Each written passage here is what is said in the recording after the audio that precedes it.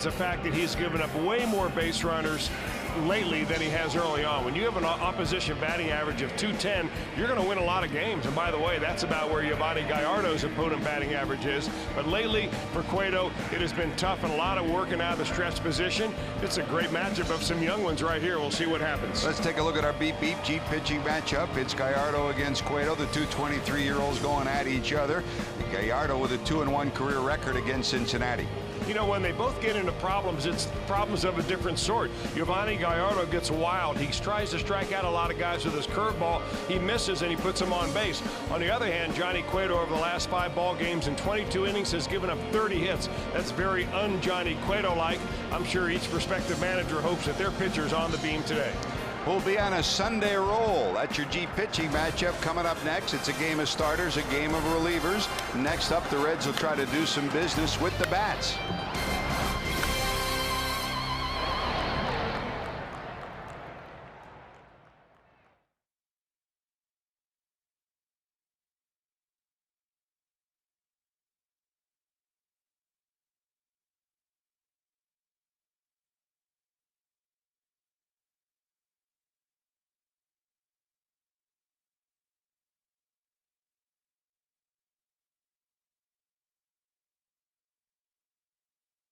This copyrighted telecast is presented by authority of the Cincinnati Reds and may not be reproduced or retransmitted in any form, and the accounts and descriptions of this game may not be disseminated with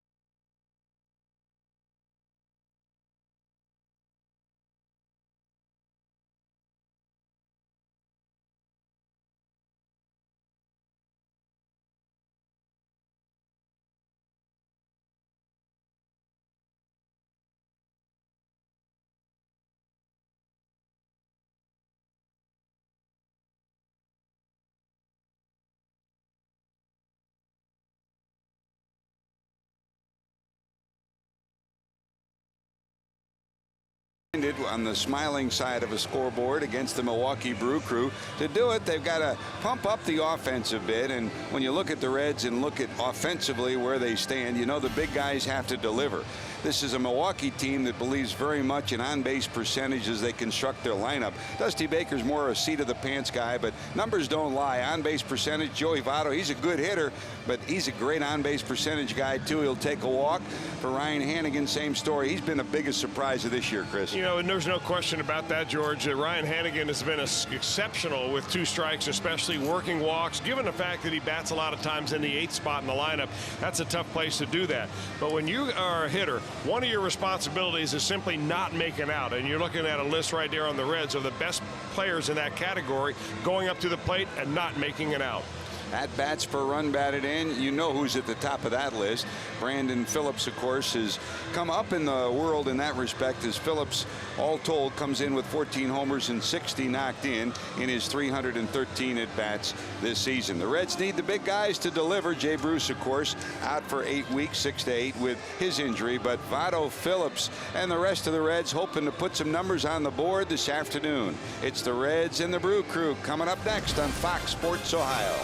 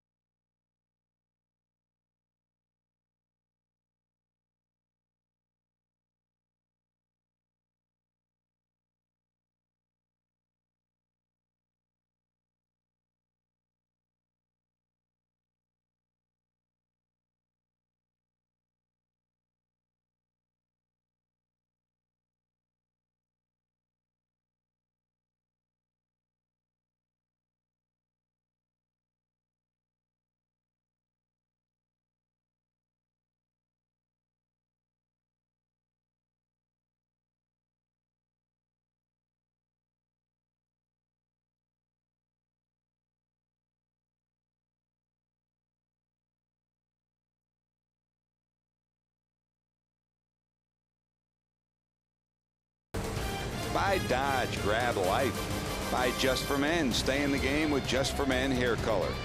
And by Skyline Chili. Doesn't a Skyline cheese coney sound good right now? Come on, it's Skyline time. Baseball time at Great American Ballpark. Temperature very pleasant today, low 70s. Humidity down a little from last night. Chance of a shower moving around the area, and last night the shower caught up with the Reds. A 2-hour rain delay, 1 hour 59 minutes to be exact. But even on this kind of an overcast day, you got to give the little folks some sunscreen protection, and they love every minute of it, don't they? Day for memories at Great American Ballpark as the Reds and Brew Crew wrap up their 4-game series. These two teams won't play again until the end of August when the Reds travel to Milwaukee. The Reds come in hopeful of getting on a good run as they hit the road. They are 5.5 games back of St. Louis at the start of play today. Dusty Baker's club 4 games under 500, 43 and 47. The Brewers are only 2 back. They're 47 and 44, 3 games over 500. For Dusty, hoping for a Johnny Cueto-like performance that he saw in the first 2 months of the season, not what he's seen in the last couple of weeks. And this is, of course, run-on day with some of the fine young folks out waiting for their favorite Reds to take their positions and sign a baseball and give them a memory. Chris, your young days when you'd come to the ballpark with your dad, Dan, didn't always get to go on the field, but those memories still stick with you. I never got to go on the field, George. In fact, I remember being chased away from the fence down by the dugout by the usher saying, "Get out of here, kid, it's game time." But you know what, times have changed, and those are 9 lucky individuals out there who are going to meet their players. They'll get an autograph signed by them, and we'll be up ready for some afternoon baseball. The other good thing about Sundays here at Great American Ballpark, it's run-on day, not only before the game but after the game. They allow kids to run the bases after the game. There are a lot of young people that hang around just to get the feel of what it's like to run around on a major league diamond. So we start the day with kids on the field, and we'll end it with kids on the field. In between, the Reds hoping for a W. Bob Evans sponsoring the lid lifter of this day as usual. Ryan Hannigan ready to go to work, and let's check the starting lineup for Ken Maka and the Brew Crew. Starting it off today once again will be Craig Counsell, who had a home run last night, his 3rd of the year.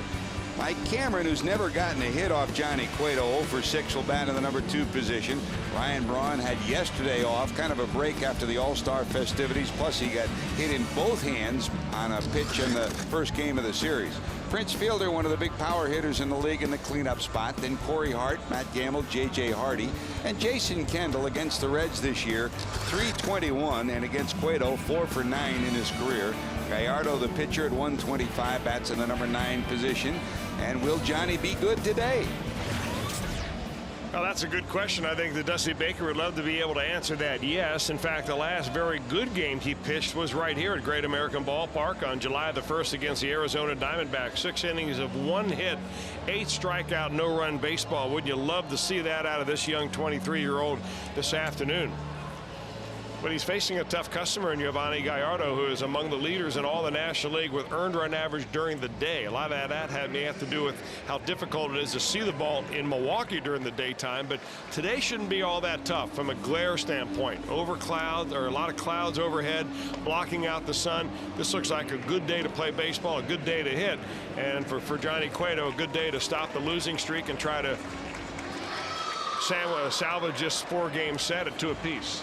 Reds will be heading to the airport after today. It'll be Michael Owings against Jason Schmidt tomorrow in the Dodgers.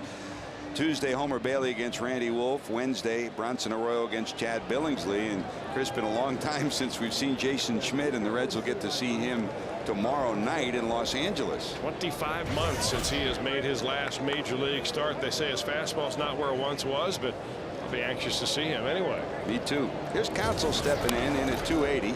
First pitch swinging, dribble ones down the first baseline. Kevin Causey's your home plate umpire.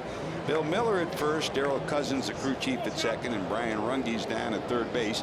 Your umpiring crew this afternoon here at Great American Ballpark.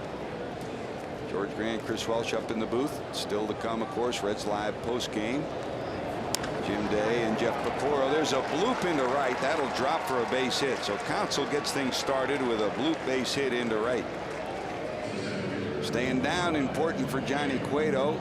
Counsell hit a pitch up for a homer last night, and here a base hit on another pitch. Now, this guy has been like a sand spur in your heel here for the Reds in this whole series. I'll tell you what, for an aging second baseman who didn't think he was going to get a lot of playing time early in the season, he's become their very important leadoff man. He had a home run, as you said, last night. He gets it going right here.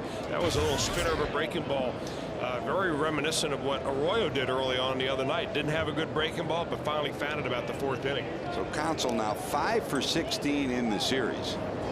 Here's Cameron waving at that for a strike. He's in at 264, 14 homers, 43 knocked in. In this series, he's played well, 5 for 12. Anchoring center field as well. Against Cincinnati this year, big numbers, 381, 4 homers, and 11 knocked in.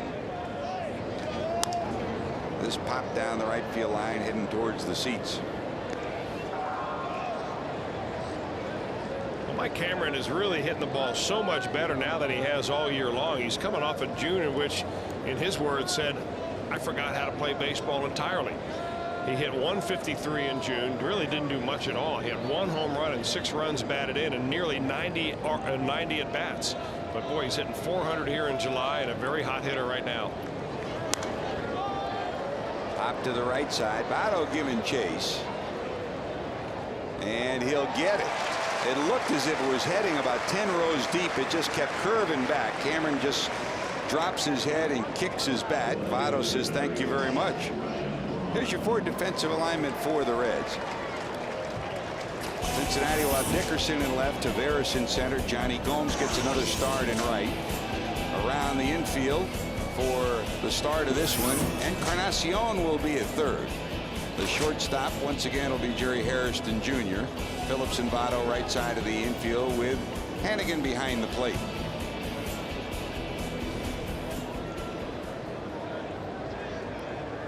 Here's Ryan Braun. He got yesterday off, in at 310, 16 homers, 58 knocked in.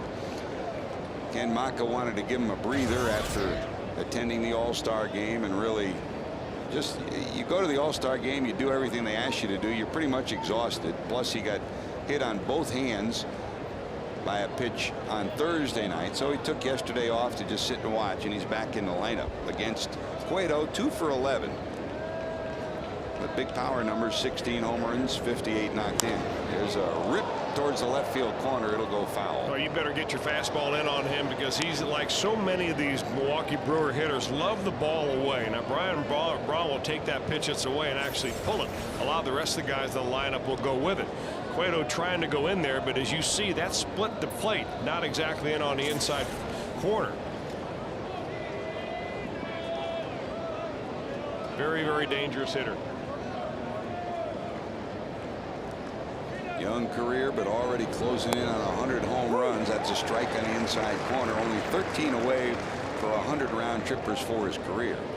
I mean, baseball people marveled at him when he first came up, and he came up 2 years ago in May and ended up winning Rookie of the Year. But the fact that he got more votes than any other National League outfielder, over 4 million votes, tells you that fans around the country are starting to take a liking to this young man too.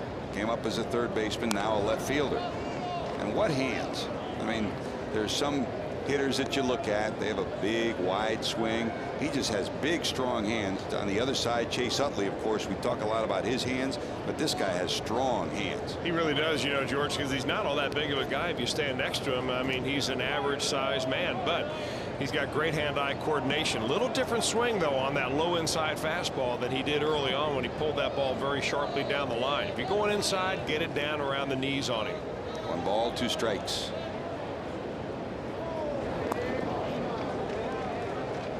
Cueto pulls that into the left-hand batter's box, and it's 2 balls and 2 strikes. Well, that's such a temptation for a pitcher to do. You know, you get ahead of a guy, you pitch him inside, you got him all set up for that slider, and you want to snap off the slider of your life. And the problem is that, you know, your ambition gets ahead of your arm a little bit, and you end up bouncing in the dirt. Good job by Hannigan to keep it under control. 2-2. Counsell short lead off first.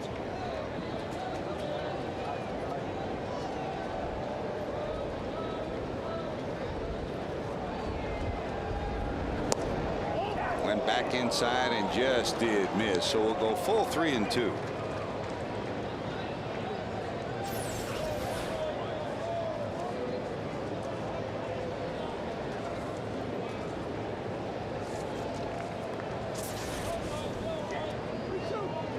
Very seldom does Maka send runners. Mighty send Counsell here in the first with a runner on first and 1 out. Braun at the plate. Might be worth a throw over. Well, Johnny Cueto has been real good in that category this year. In fact, he is among the best in the National League. He's only given up 1 stolen base. Reds catchers have thrown out 2. So they pretty much do not run when Cueto's out there. And he's a strikeout pitcher, so if Braun swings through it, you could have a strike him out, throw him out. Counsell's going. There's the strike. There's the throw. Got him. Played right into the Reds' hands that time. Runner cut down. So Prince Fielder left in the on-deck circle. The Reds go to work. Hannigan gunned down another. Taveras up when we return.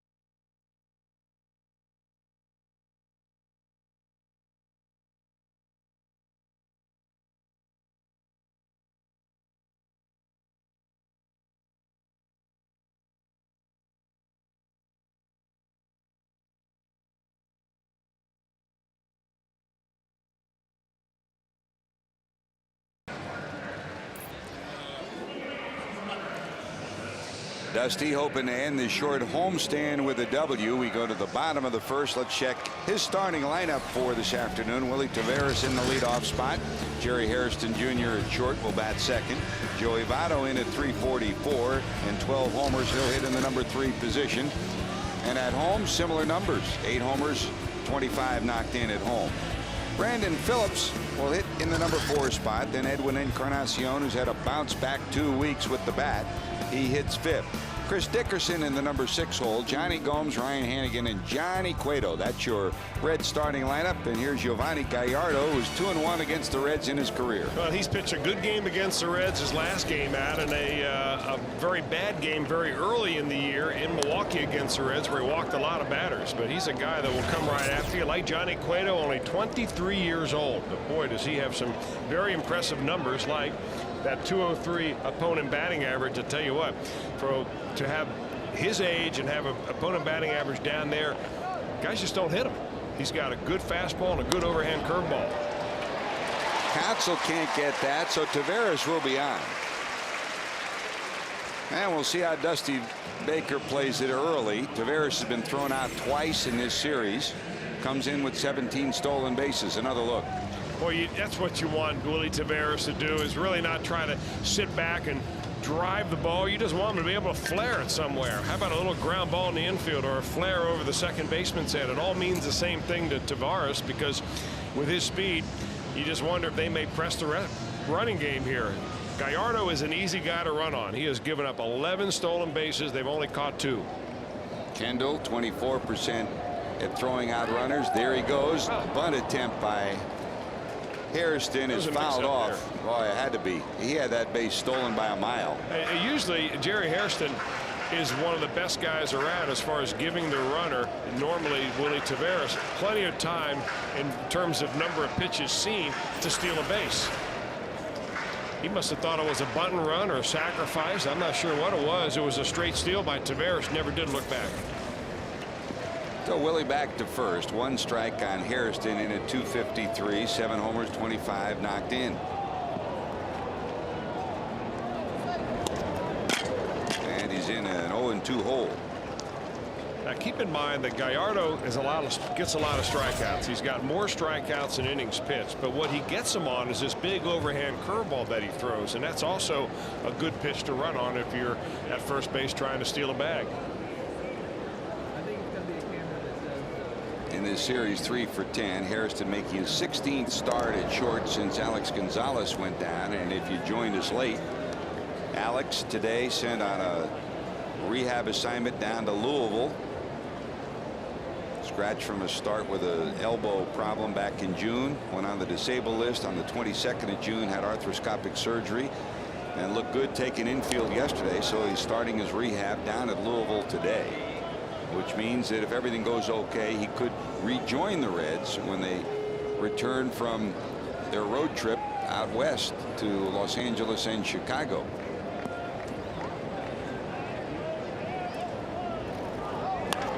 Ripped. It is a fair ball into the corner. Taveras around second, heading to third. Mark Berry looking. He'll hold him up. It'll be second and third. Nobody out. Ripped into the left field corner. A double for Hairston, his 15th of the season. Well, it didn't look very good for Jerry Hairston after getting down to the count. He gets a curveball that we were talking about, but Gallardo hangs it on the inner part of the plate, and Hairston rips a liner down the left field line. Very similar to last night when the Reds reached the first 2 in the inning and were unable to get anything done. But this time, with second and third, Joey Votto steps to the plate. He has been the best RBI guy the Reds have to offer. He's number 1 with runners in scoring position, a figure that has been woeful for the Reds in the last 2 weeks. And on this homestand, it's been accentuated, a 5 for 30 in this 3-game series to date.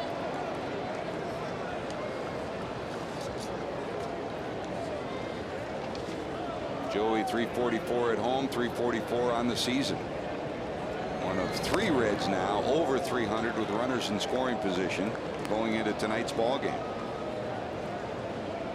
Well, he's hitless in his last couple of nights, George, and we were talking about it. Doesn't seem like he really appears right now to be seeing the ball quite as well as he was even just about a week ago. Need a big hit here.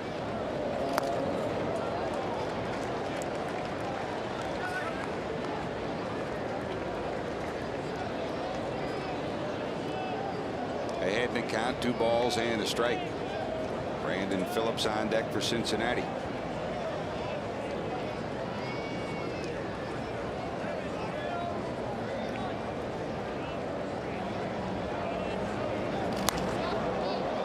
Nub the other way. Count evens up at 2 balls, 2 strikes.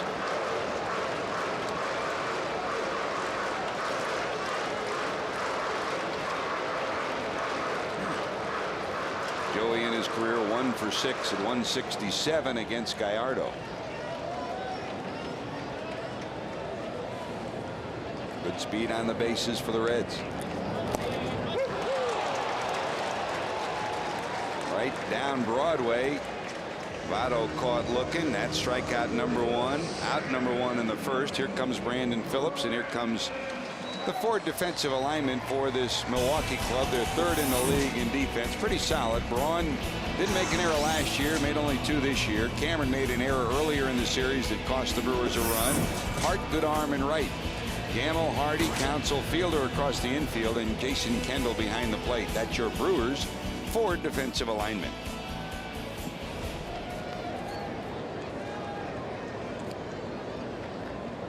Here's Brandon at 265. There's a shot into center. That's going to drop. Rounding third, coming to the plate will be Harrison. He'll score behind Taveras, and the Reds lead it 2-0. Boy, they need big hits from number 4, and that's a big one to give them an early 2-0 lead. Well, last night it was the middle of the lineup that had their chance to drive some runs in. They could not get it done, but here they get it done pronto. Brandon Phillips picks up Joey Votto after a strikeout and takes that first pitch and puts a little lob job into center field. What a great jump on this ball by Jerry Hairston at second base. I mean, he knows immediately off the crack of the bat it's a base hit. There's no question about it. He's going to score without a throw, and Brandon Phillips drives in a couple. So Brandon now 62 runs batted in. He's on pace for another 2020 year of over 20 homers and 20 stolen bases after he had his 6-game hitting streak snapped last night with his 0 for 4. He starts the day the right way today. 2-0 Cincinnati, and here's Edwin in at 221. Encarnacion had his mini streak snapped last night after being on base 8 straight times and 7 consecutive hits. He had an 0 for last evening.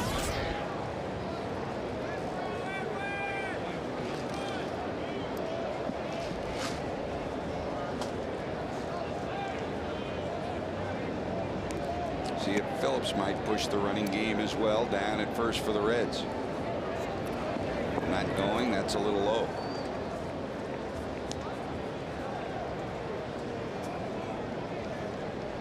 Brandon, second on the team with 13 stolen bases. He's been caught 7 times. Trails only Taveras, who has 17 stolen bases for the Reds.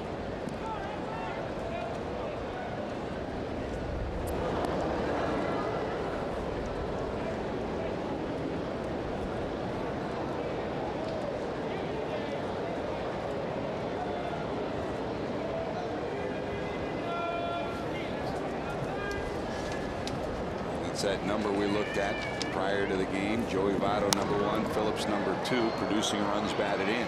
Phillips is tagging at first, but he's going nowhere. Good arm and right from Hart, 2 away, and that'll bring up Dickerson.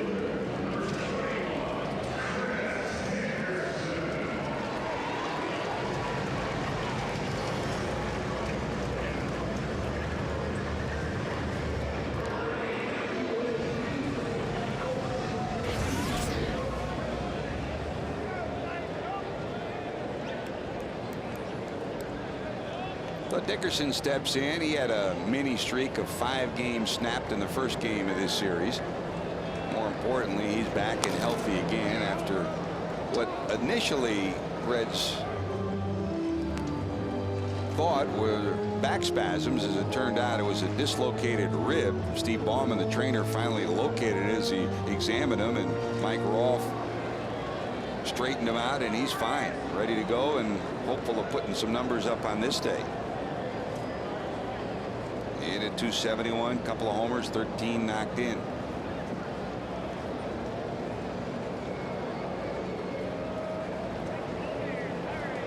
Gallardo's 2 starts against the Reds. The first was back in April. Pitched 5 innings, allowed 3 hits and 7 runs. He walked 4, and that accounted for a lot of the runs that scored. The hits were placed at the right time by Cincinnati. The Reds won that game 7-6. That was the first loss for Gallardo in the season after an opening win at San Francisco. This one nubbed down to second. Counsell has it, but the Reds do some business. Brandon Phillips delivers a base hit. 2-0 Cincinnati heading to the second.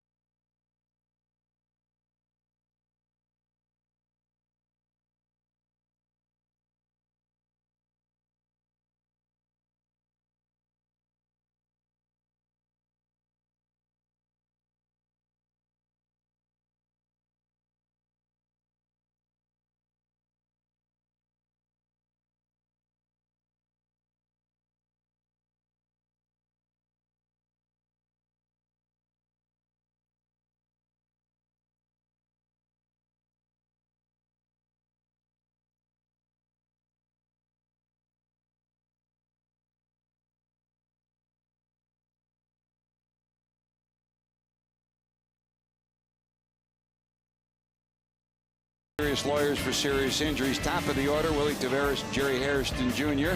For the Reds, 5 for 15 and 4 for 11. That's the way you want your table setters to produce, and so far so good on this day. The Reds get both of them on in the first and end up with a 2-0 lead thanks to a run scoring hit by that guy, Brandon Phillips. Here we go to the top of the second. Your Elk and Elk storylines brought to you by Elk and Elk, serious lawyers for serious injuries. If you're Dick Pole, Dusty Baker, and the guy on the mound, this is the way you want to see Prince Fielder. Nobody on base, leading off an inning. Minimize whatever damage he can do against you. He's in at 308, 23 homers already, 81 knocked in, fresh off the championship in the home run derby in St. Louis. Against Cueto, he's 3 for 11 and a home run. Big swing, big numbers at the bottom of your screen there. Corey Hart, Matt Gamble will follow.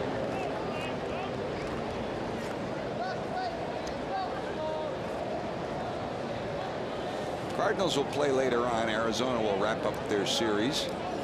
It's a 2:15 Eastern time start. Cubs and Washington scoreless in the first. Philadelphia and Florida scoreless in the first as well, and the Pirates in San Francisco scoreless. Pittsburgh's pitching has been outstanding at home against the Giants in their series. Colorado at San Diego, Mets at Atlanta, and Houston at LA still to come in the National League. 1 ball, 2 strikes. Johnny looks for his sign from Hannigan.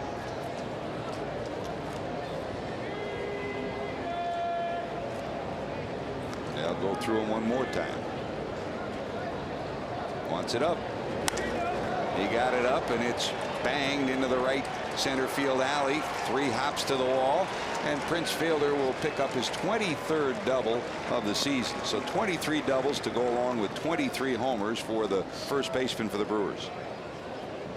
I think when Ryan Hannigan wanted it up. He didn't want it just above the waist. He wanted it up here somewhere. But you see where the ball was, just above the waist, and that's good hitting zone for Prince Fielder. Actually, you throw a pitch right there and all he gets is a double. It's almost a little minor victory on the pitcher's part right there, just for keeping it in the ballpark. Very dangerous place to try to pitch because your margin of error is so slim there.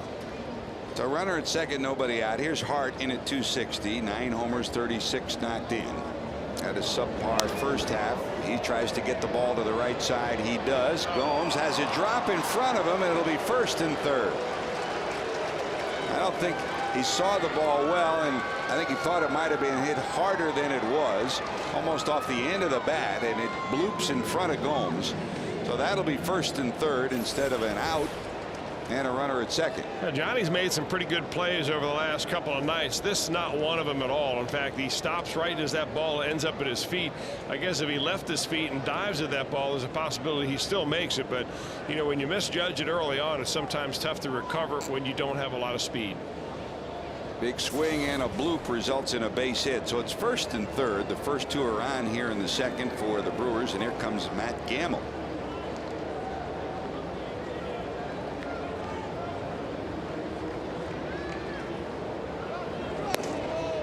Ball, a little giddy up on that on the inside corner.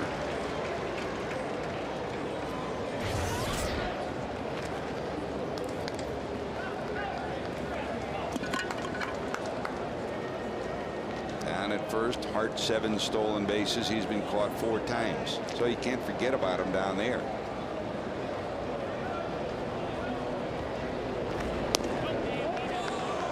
Hannigan holds it there, doesn't get the call. A ball and a strike.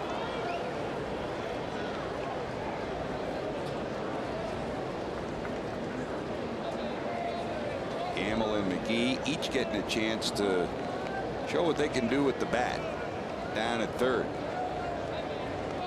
Billy Hall's almost fallen out of the third base rotation completely after his struggles that has his average under 200. Dribbled foul to the right side.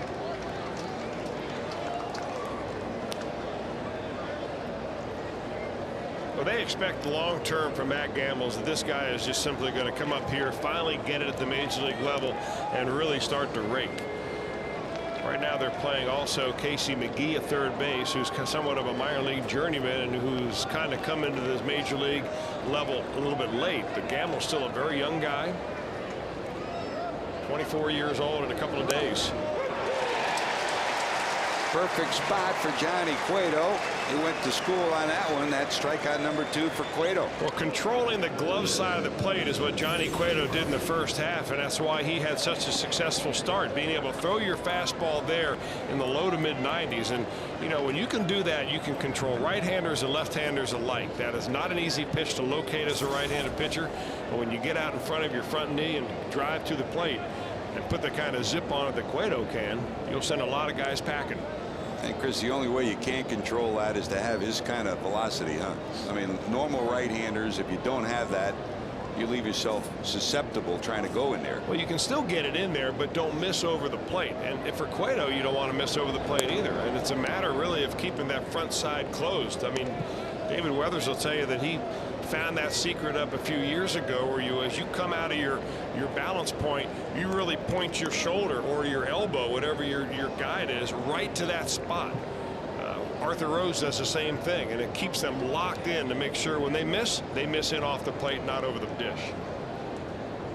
1 ball to Hardy, the shortstop in at 232. Reds double play depth, middle of the infield, hoping to turn one and get out of this jam. This is a player who's susceptible. He's hit into 11 double play ground balls this year.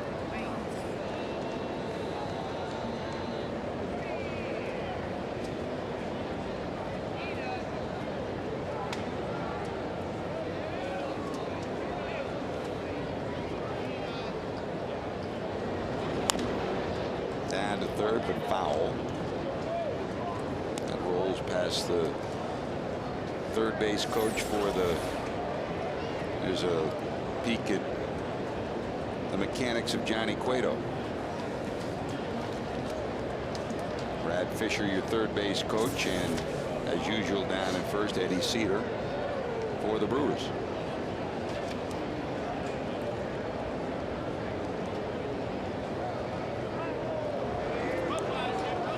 That ball looked like it was almost going to slip out of Cueto's hand. He kind of lofted it over there after Hart dove back into the bag.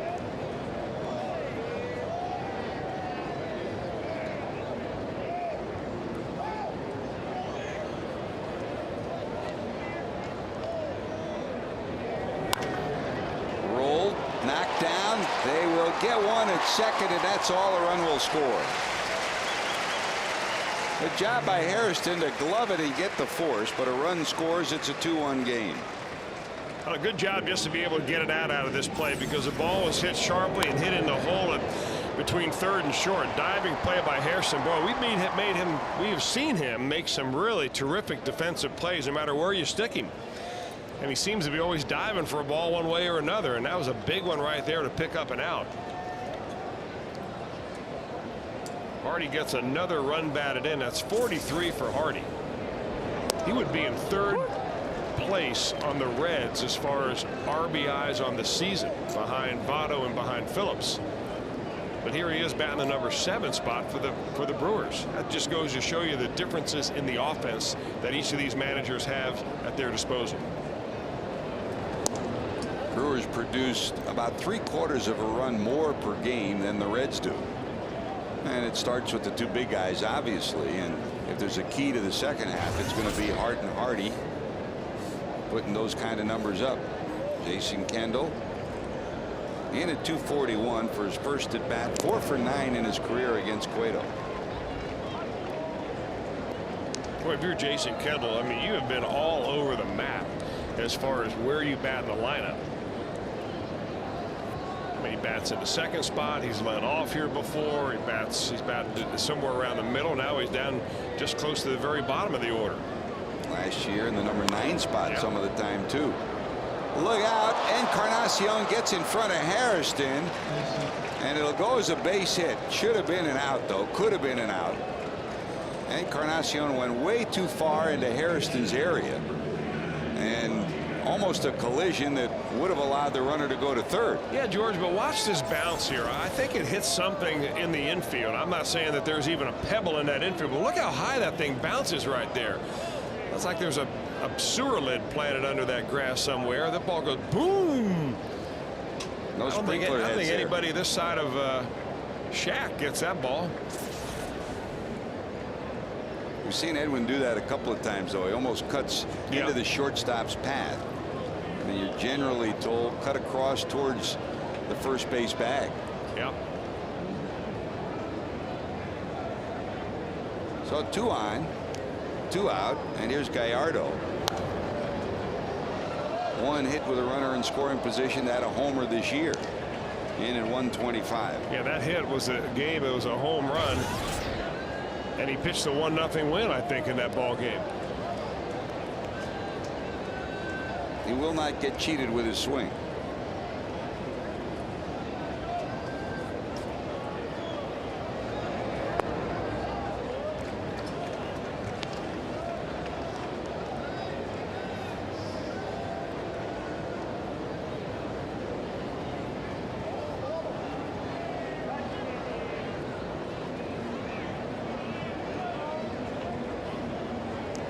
Cueto to the stretch.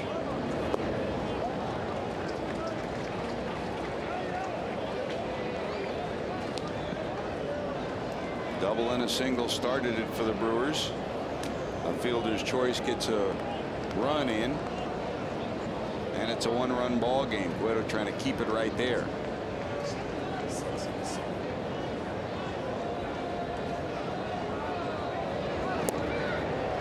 Out in front, swing and a miss. 2-2.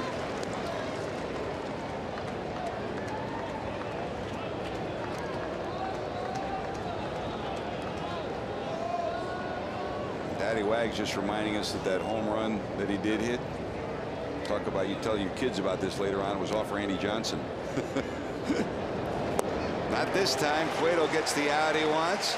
3 strikeouts for Johnny. Brewers score a run. It's a 2-1 game. Cueto due up third when we return.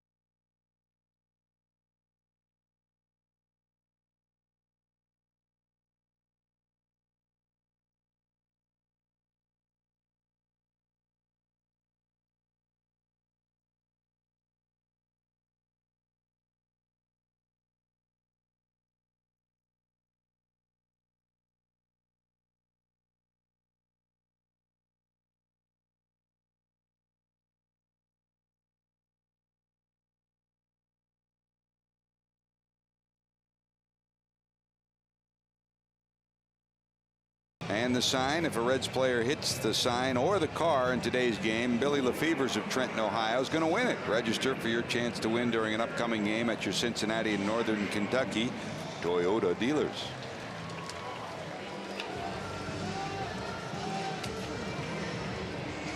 Got everything you need. Got your uniform, got your hat, got your drink. It's like the Welsh family at the Ponderosa sitting and watching a game today. But here, they're under the sky to watch baseball at Great American Ballpark. Gomes, Hannigan, Cueto due up as we go to the bottom of the second. Johnny at 302, 5 homers, 16 knocked in.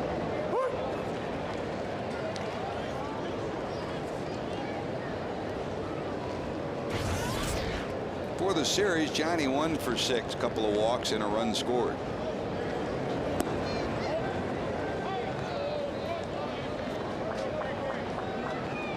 Told you about the Gallardo loss to the Reds back in April.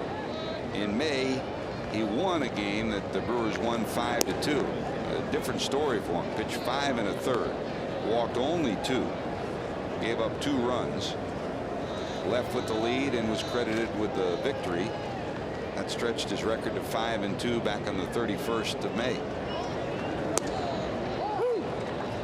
And no, Chris, the Brewers don't have CC Sabathia and Ben Sheets, but this is a pretty darn good rotation if everybody's healthy, especially if they do get Dave Bush back. Well, if they get Bush back, yes, and if they get Manny Parra to pitch the way he has his last couple of times out, you know, that may preclude them from being able to, or the need to go out and get a pitcher, because according to Doug Melvin and a lot of the people that we've talked to, George, there's not a whole lot out there as far as help when it comes to starting pitching, and anything that is going to cost you a lot in return.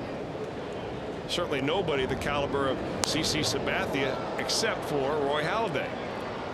And the asking price right now for Halladay evidently is extremely high.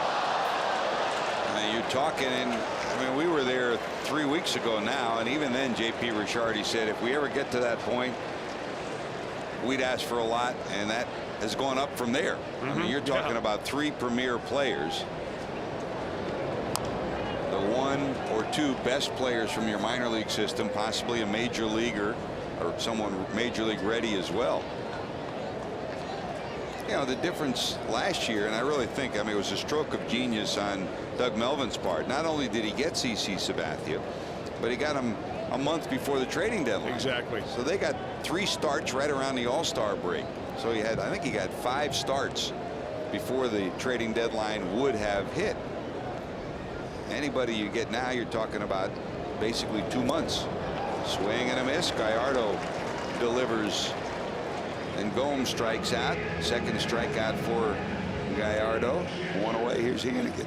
This is a pretty good at bat that Yovani Gallardo does on Johnny Gomes. He mixed a couple of breaking balls in early in the count and then sneaks a fastball by him inside later on. One thing about Gomes, he doesn't shorten the swing very much with 2 strikes, so he'll strike out, but when he connects with a big swing like that, he often launches.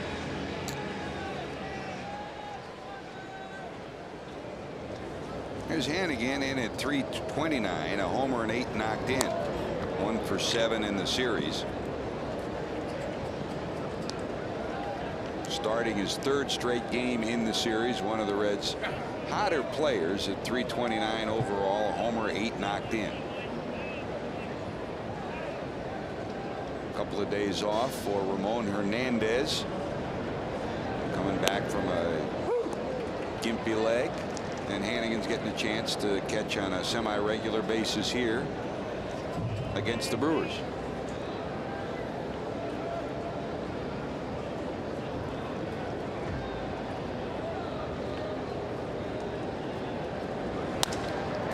Line caught by Counsell. Counsell playing him perfectly, about 2 steps towards the second base bag, and that's the difference between a base hit and that play by the Brewers second baseman.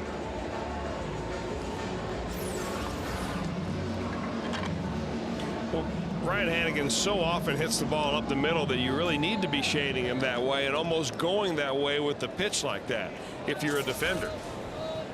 Nearly got it in there, just happened to be the second baseman. There he is again, the old sandspur getting in the way of the Reds' progress. You ever had a sandspur in your heel walking down the beach, George? He's one of those guys that if he's on the other team, he's a sandspur. If he's on your team, you love him. Oh, no doubt. And you know what you also like about him?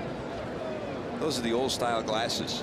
Yeah. His dad taught him right. You know, It probably his dad's glasses because Yep. you can't find those anymore. It's not no longer stylish to wear the flip downs, but he got them. Only problem is he has another set of those in his car. A dirt ball player makes his team better wherever you put him.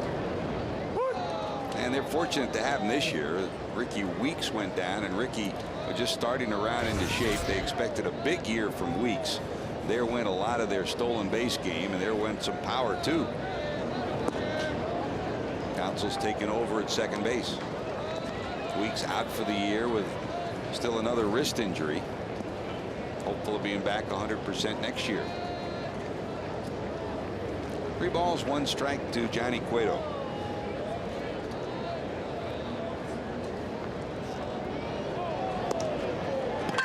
And there's a walk to Cueto. Johnny takes the free pass. That's the first walk issued by Gallardo, and here comes Taveras.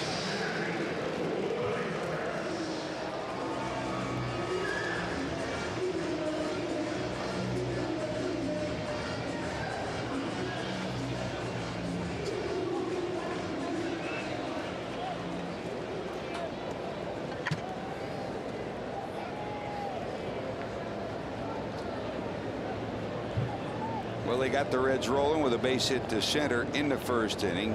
Hairston followed with a double to put runners at second and third, and Phillips plated them both with a single to center. Those are the 2 runs that the Reds have on your scoreboard here in the second inning. Well, a fake bunt by Willie Taveras right there. You'd think would bring the third baseman Matt Gamble in a little bit, but he's only about even with the bag, which isn't nearly close enough to home plate to get Taveras if he drops a decent bunt down.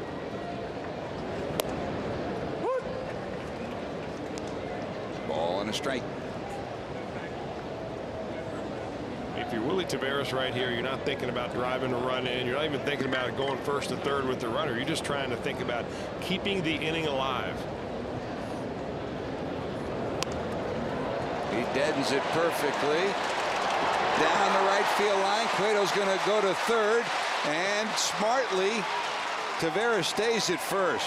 Great job by Hart and Counsell both to get there, and that prevented Taveras from going to second.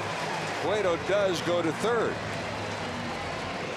Had a couple of hits last night and a couple of hits so far in 2 at-bats this afternoon for Willie Taveras. And boy, strange things happen when you bunt like that. It seems like fielders make plays of desperation. You know, all in all, Jason Kendall, if he had to do that again, probably wouldn't even throw that ball. because he's off balance. He's going one way, trying to throw another. Here's a guy speeding down the line, and Prince Fielder's not going to get himself in the way of that runner. So you keep the inning alive. That's exactly what Taveras needed to do. So it goes as a base hit and an error.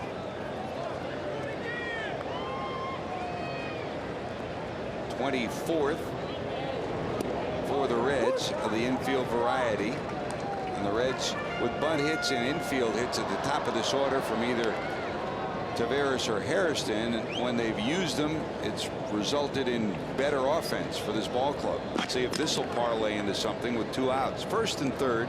Here's Hairston, who doubled first time up. And let's see if Willie will try to take second here too. Hairston peeks down at Mark Berry, who rolls 2 signs for him as usual. Billy Hatcher down in the first base box for Cincinnati.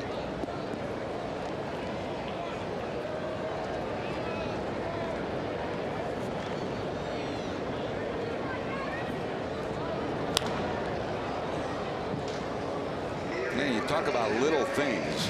Now, very often you'll see a second baseman kind of mosey over towards first on a play like that. Counsell was planted on the line, and it was only his quick recovery to dive for the ball and knock it down that prevented Taveras from being in scoring position too. I mean, Willie was planning to go to second, and he realized that Counsell was right next to him.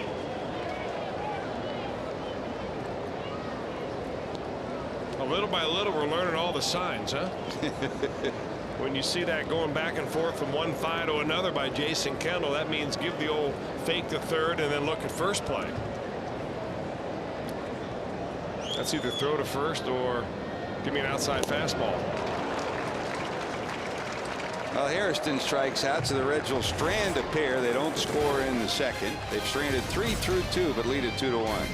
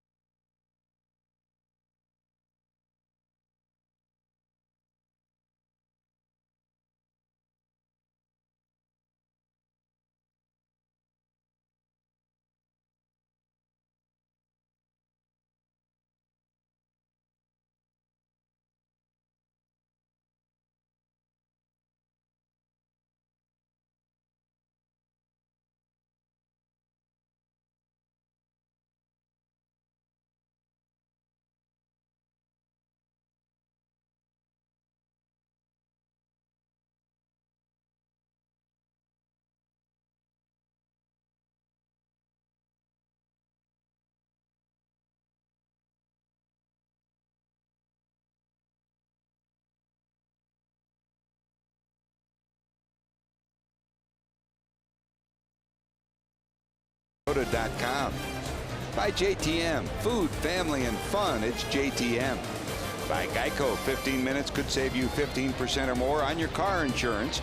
Visit us at geico.com or call 1-800-947-AUTO. And by Jeep, you talk, we listen. It's a new day. Have fun out there in your beep beep Jeep.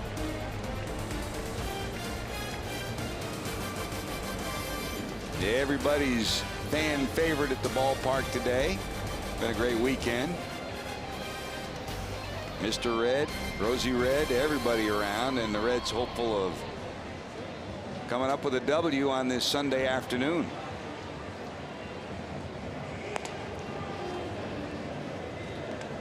Nothing greater than sitting with your son or daughter watching a baseball game. That's how you learn the game. Or sitting at home. Those of you in the living room can talk some baseball too. Here we go to the third. Craig Counsell, who singled to right and was out trying to steal in the first, will lead it off, followed by Cameron and then Braun. Johnny Cueto already at the 40 pitch count after 2 innings. Hit hard, but right at the Gold Glover. Counsell retired. Here comes Cameron. Hey, the Reds and Subway restaurants are teaming up to offer you a great deal. It's the $5 Fielder's Choice. For a limited time at Subway restaurants, choose from a $5 foot-long sub or a $5 fresh value meal featuring 8 great subs. Either way, you're a winner. Subway, eat fresh.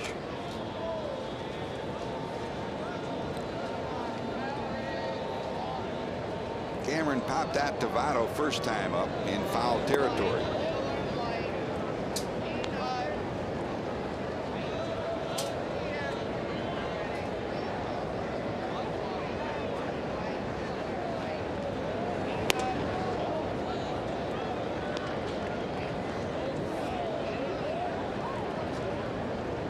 On the schedule have one more visit to Milwaukee. That'll be in August, the 25th, 26th, and 27th.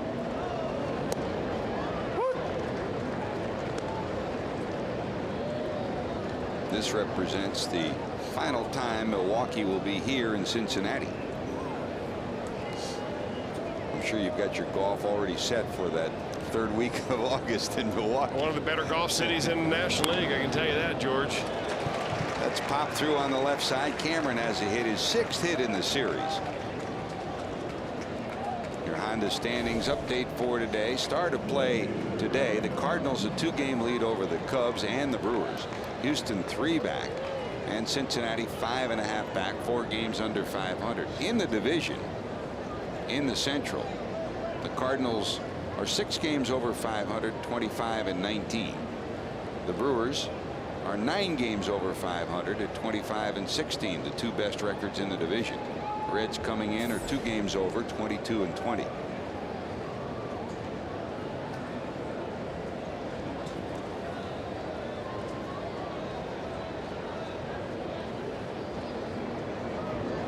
Here's Braun. He struck out first time up with Counsell on first and 1 out. They sent Counsell. Braun struck out. It was a strike him out, throw him out double play.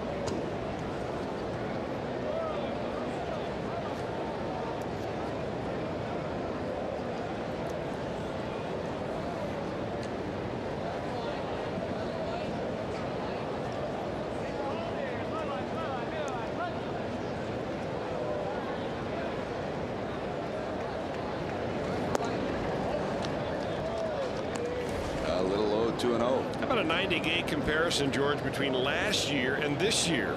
Well, last year the record identical to this year, but the difference, of course, being the fact is that the league is not running away from the Reds. They had more home runs last year. They had a little bit of a higher earned run average. I'm surprised the earned run average this year isn't significantly better, but the batting average overall is just about the same. Really, the major difference right there is the fact that the rest of the league is staying closer to the pack than it was last season. In particular, the Cubs. Yeah. I mean, the Cubs were, at this point of last year, the odds-on favorite to win the division. They were playing outstanding baseball, and the question a year later is, will they play the kind of baseball they're capable of in the second half once they get everybody back? Yeah, I bet if you had asked 100 people that question at 90 games, where were the Reds last year compared to this year, I think probably 90 of them would be wrong. I mean, without knowing the numbers, I would have been wrong. I think it's a much more fun team to watch this year, and as we've talked about it before, this is a team coming out of spring training that Dusty Baker said this is finally the kind of team that I wanted to manage, a team that has speed and pitching. But the offense has been somewhat lacking, and that's why they're still looking up at 500. Cueto. And they do get an out at second. They will give the out to Hairston, saying that the ball popped out of his glove. So they'll get a force at second, and it's the second time in 2 games that the Reds lose an opportunity for what looked like a tailor-made double play. And this is a tailor-made double play. Johnny Cueto doesn't have to rush this. He's got to throw the ball hard to second base. He throws a little lob shot right there. And, you know, yeah, you're going to get an out at second, but what he should do is take one more crow hop towards second and then deliver the ball hard, chest high to the covering shortstop, and Hairston would have been able to turn that double play no problem. Darryl Cousins saying he's pulling the ball out of his glove, and if you look at the replay, and it didn't look like it initially, it looked like Jerry Hairston Jr. gets the benefit of that. It looked like the ball was slipping out of the glove before he ever got his hand on it. Well, sometimes those infielders are so quick with their hands, the ball really never even gets in their glove. Like it gets to second base and just changes direction somehow. The Reds take the out, second out of the inning, so Braun's on.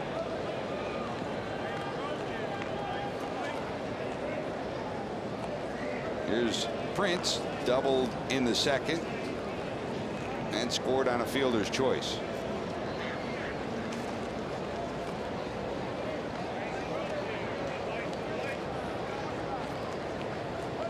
Now, the other difficulty, Chris, you know because you've been there, but you know it seems simple, and those people that have to throw out a first pitch experience it.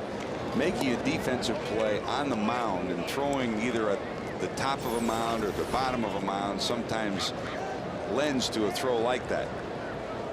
You're right about that, and you're right about him getting the benefit of the call right there, because that's one thing the second base umpire Darryl Cousins did not see, is that ball really never hitting the throwing hand of Hairston. That ball simply went right out of the glove. We'll take the out, though. 1 ball, 1 strike. That's a strike, 1 and 2.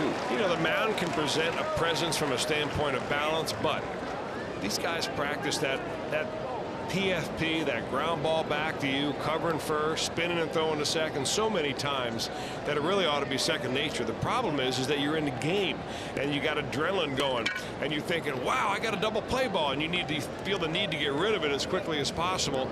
And sometimes that's not always the best thing to do, but boy, trying to control your emotions out there is the hard part. What do you tell young pitchers to get comfortable on the mound? Is it just keep taking ground balls, keep making plays? Yeah, do that and breathe. Don't forget to breathe. That's right. You're right. Take a deep breath in life. 1 ball, 2 strikes.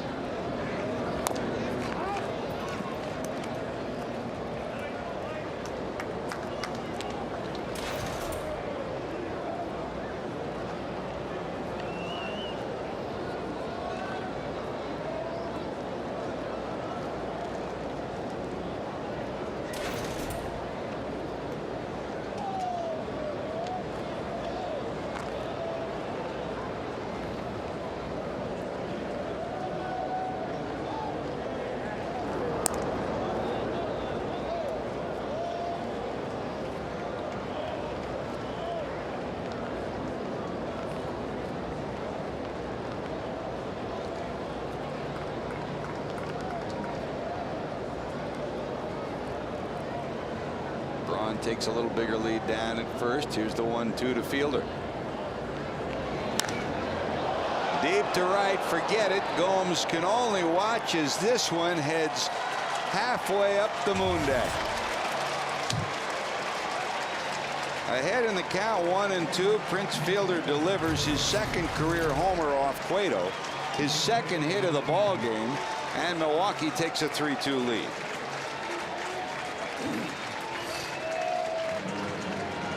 Well, ahead in the count is the key part right there, and I know what Cueto and Hannigan are trying to do. They're trying to come inside, but that ball just floats right back over the middle, and instead of being inside on the corner or off the plate, it pretty much slices the dish right in half, and boy, up there like that, Prince Fielder doesn't even have to get a whole lot of it.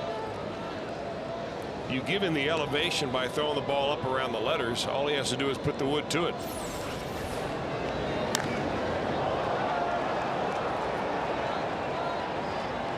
That guy's a good hitter.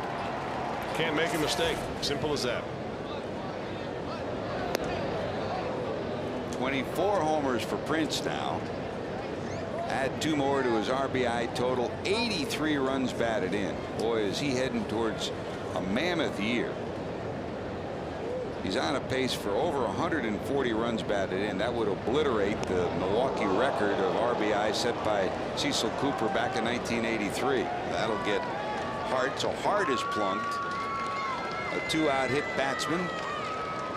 Runner on with 2 away, and here comes Gamble. And the one thing that he's really taken to heart, Prince Fielder has, is a better eye at the plate. He's walking more this year. Well, he's doing a lot more this year, George, than ever before. He's assumed the role of leadership full time. He comes to the ballpark focused. He's no nonsense. I mean, he's a guy that a lot of scouts had big question marks about when they scouted him as an amateur as to whether he would keep his weight down and be able to play in the major leagues, whether he could keep his focus, and he has answered every one of those questions. Gamble bounces this one into right field. Hart's going to take the turn. He'll go to third and will get there easily. So a hit batter and another base hit, and Johnny's in another jam, first and third with 2 away. Hardy coming to the plate.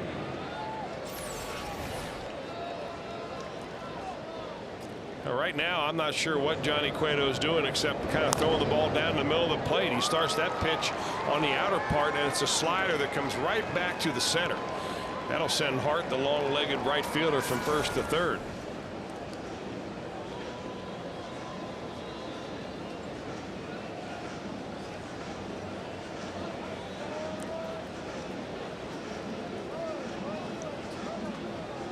Check up from Dick Pole. Hannigan joins him on the mound, and here comes Hardy.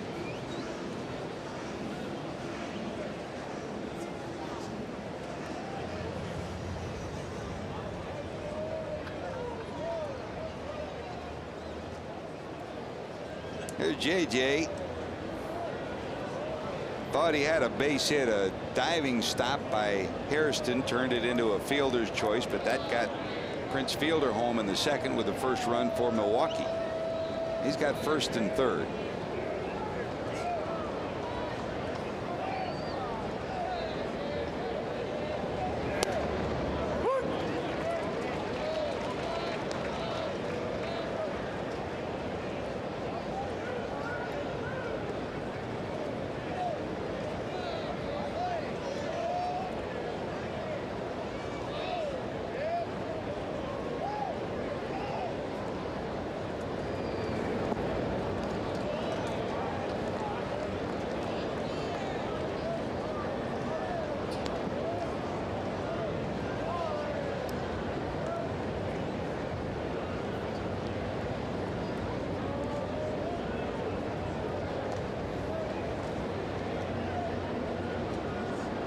Hart off third.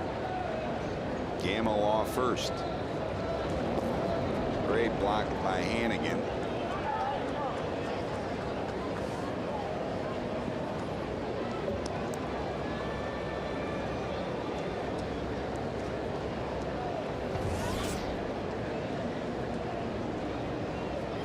Numbers mounting for Johnny. We're only in the third inning.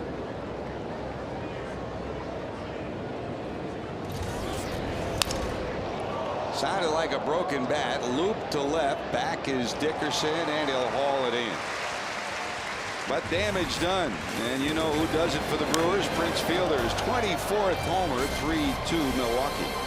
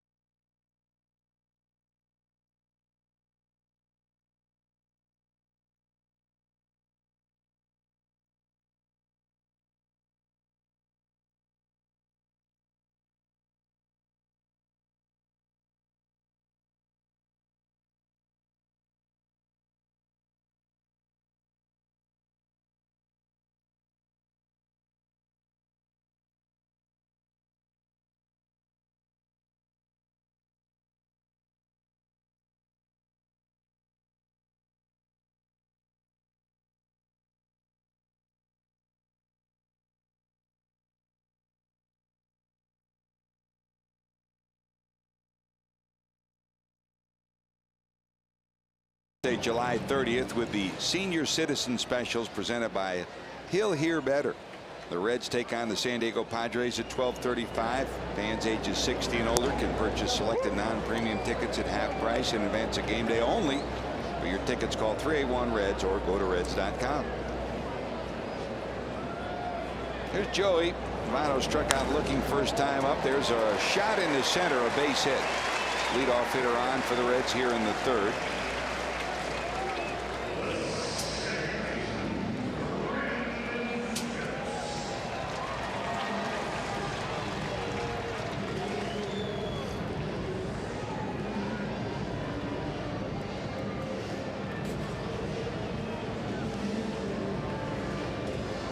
Here's Brandon. He delivered in the first after base hits by Taveras and Hairston. He delivered a base hit that plated two. Joey down at first, Encarnacion on deck.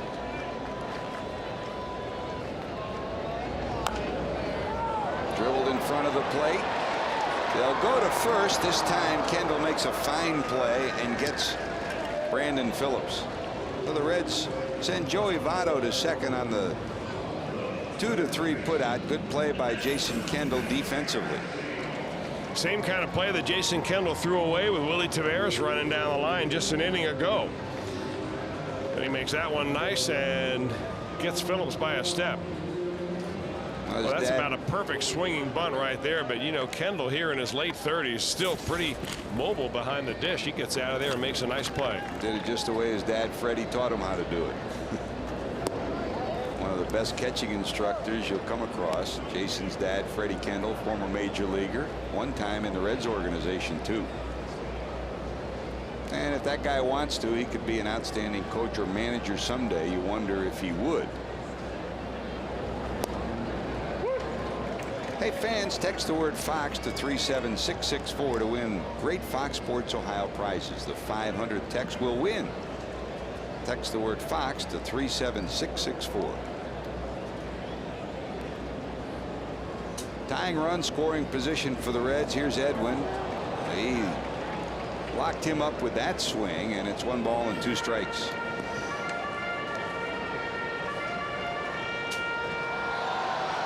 Gallardo has the full package. I mean, he has enough velocity to be a dominant pitcher. He's got great movement, and when he hits his spots, and with the tutelage of a guy like Kendall behind the plate, he can be a dominant pitcher. Well, it was his absence in the rotation of the Brewers last year that really caused Doug Melvin, the general manager, to have a need to go out and try to fill that with a pitcher. You wonder if the Brewers would even have gone out and gotten CC Sabathia had Giovanni Gallardo been healthy all year. He hurt his knee last year. He only made 4 starts. And he didn't have any wins or losses, but he had a 1.8 earned run average, and he was beginning to show that he would be one of the better pitchers in the league with the kind of stuff that he had shown in 07 when he went 9-5 as a rookie and only 20 years old, and last year. But that knee injury sidelined him, and that's when the Brewers went out and got CC Sabathia to complete the rotation. Down the stretch, they need Gallardo. They need the guy that pitched last night, Manny Parra. 2 balls, 2 strikes. Votto off second.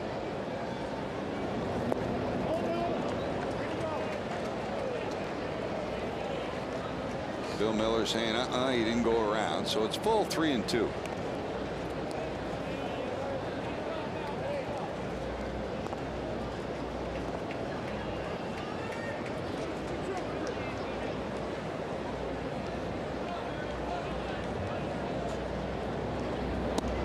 There's ball 4.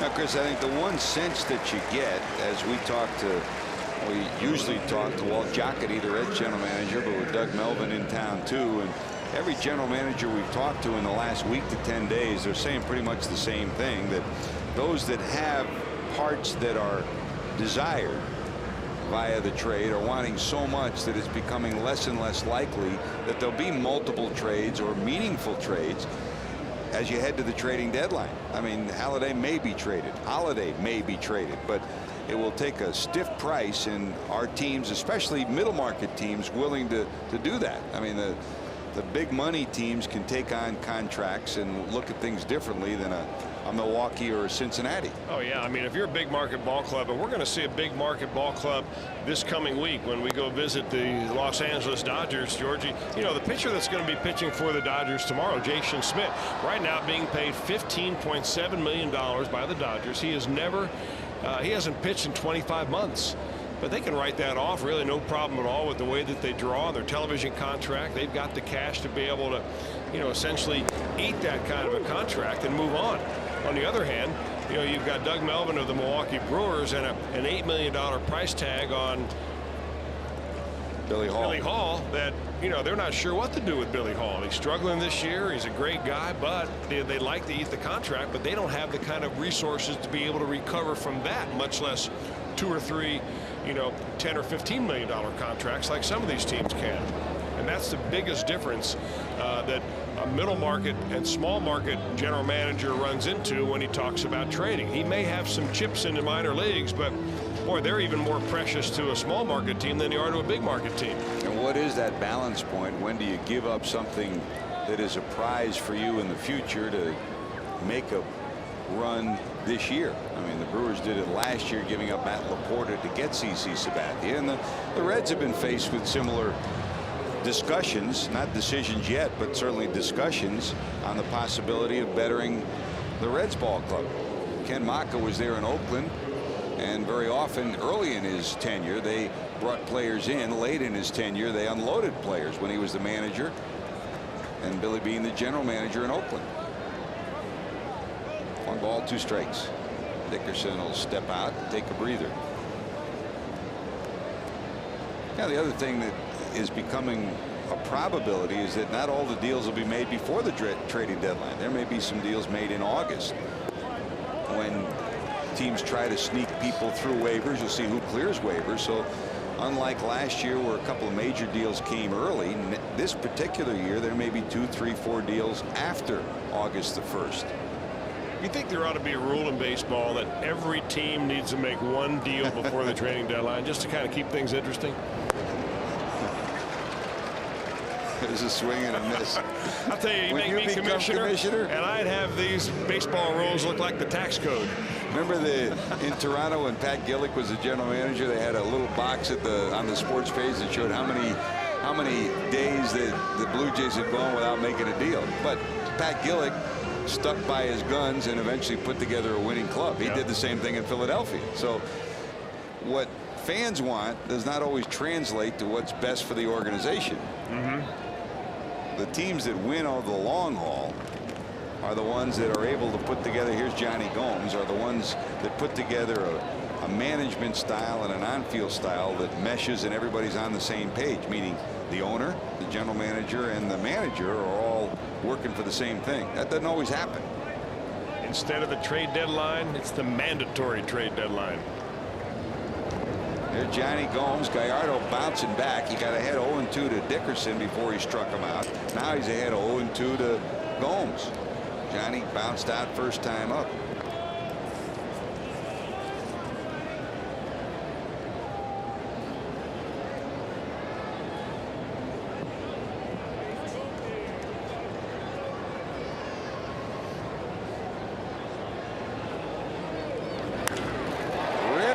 Center, a base hit. Here comes Votto around third. He's going to score.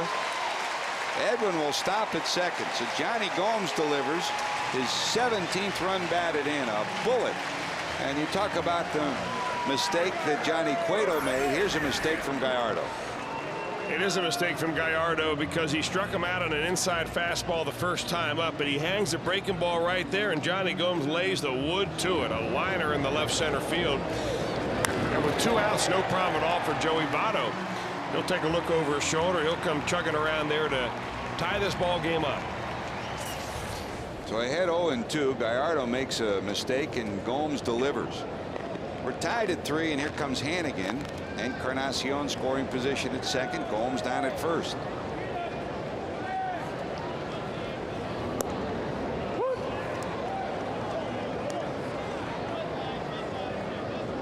I'll tell you one thing, you talk about, you know, should there be a mandatory trade? The one thing that a lot of baseball papers believe in, that is currently not allowed, but has been debated.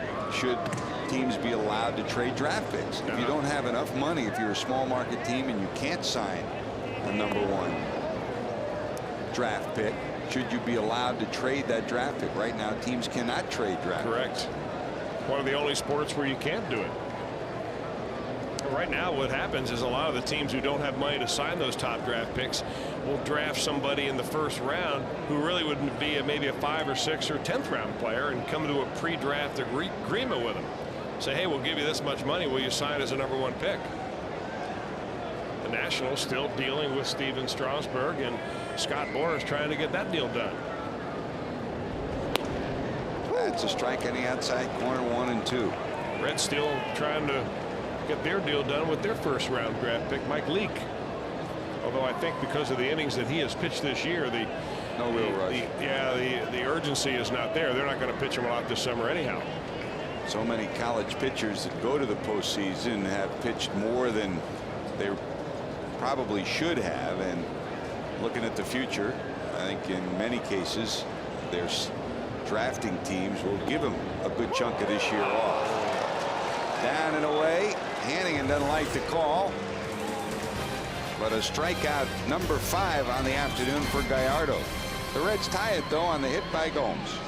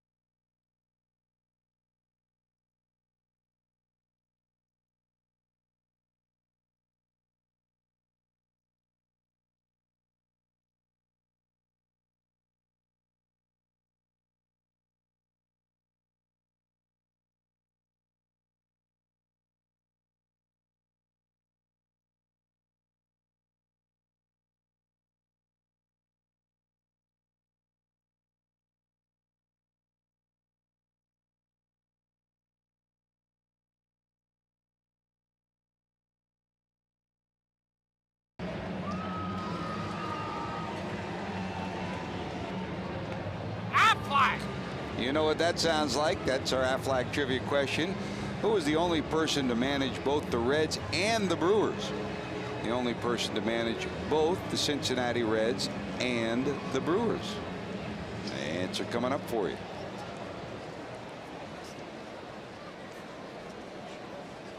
Our Aflac gem of the day. Here's Jason Kendall to lead it off as we head to the top of the 4th facing Cueto. Johnny already 58 pitches on the afternoon. Chris, we watch every 5th day Johnny Cueto go to the mound, and we looked at the numbers. What did he do in the first half?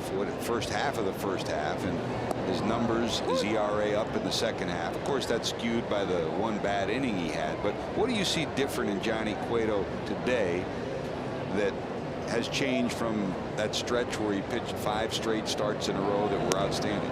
Well, you know, you talk about a lot of people say the game of baseball is a marathon and not a sprint. And what happens is your strong arms come out of spring training. You've had a lot of rest. They don't work you very hard down there. And you can get by with a lot of stuff because your fastball, especially a young guy like Cueto, is so live. But after you start getting some innings on you, and Cueto's now up over 100 innings, you know, then it becomes a grind. And you have to measure yourself a little bit more.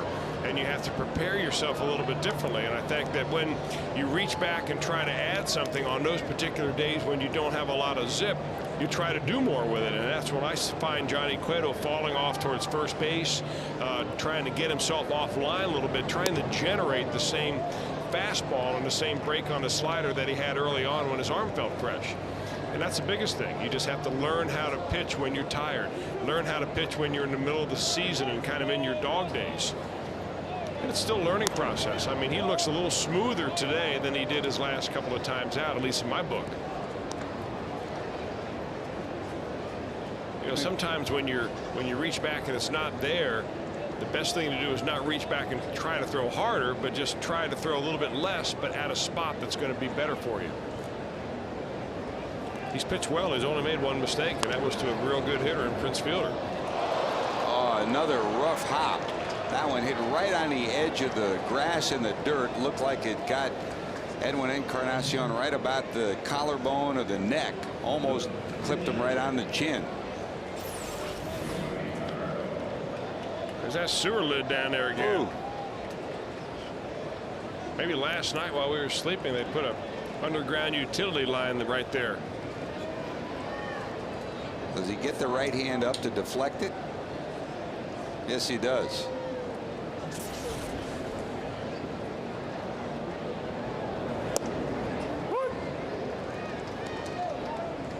So that'll go as a base hit for Kendall. Leadoff hitter on. Here's Gallardo. Reds expecting a bunt from him.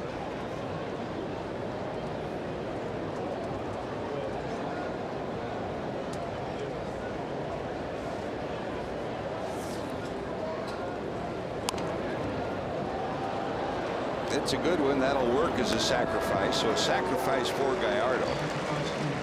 Go ahead run sitting down at second. With one out, back to the top of the order, Craig Counsell.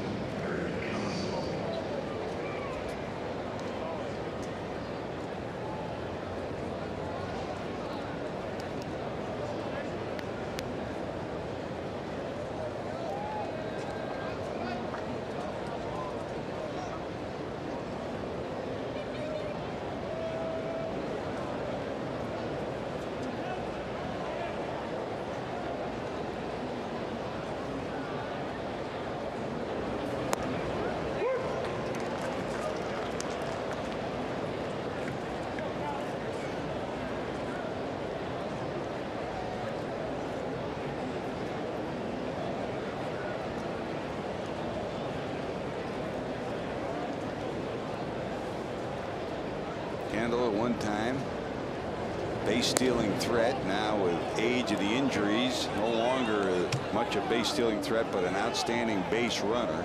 He'll always check the outfielders, check his infielders at every pitch. Checks his third base coach to see what might be on. 1 ball, 1 strike, 1 out, and Counsell at the plate.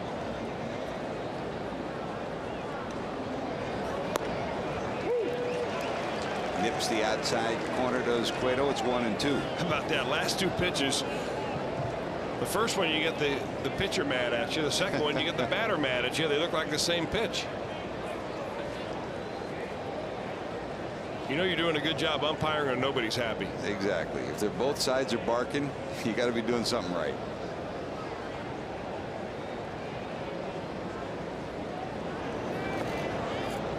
Smothered by Hannigan. It's like the old saying about a legal agreement. You know, when you've got a good legal agreement when both attorneys walk away from the table feeling like they got the short end. But then they both let you think that they both won, right? And then you get your bill. Yep. And that's when they won. Lawyers never lose. I'm going to get some letters about that. Yeah. Probably certified. As long as they're not ticking.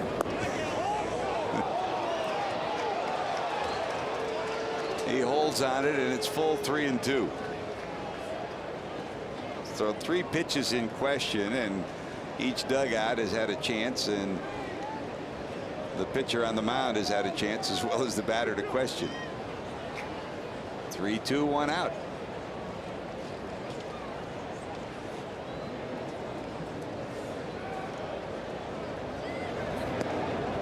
There's ball 4. Half-track trivia answer. Any guesses, Chris? The those that have managed, I know in terms of coaches, Dave Bristol, Russ Nixon come to mind. I don't think Pete Buchanan he was never an interim manager with Milwaukee. He was an interim manager every place else. He is a professional interim manager, but I have no idea here. This is a good question. Dave Bristol, that makes sense. Big Dave. With the Reds in 66 through 69 and with the Brewers in the 70s.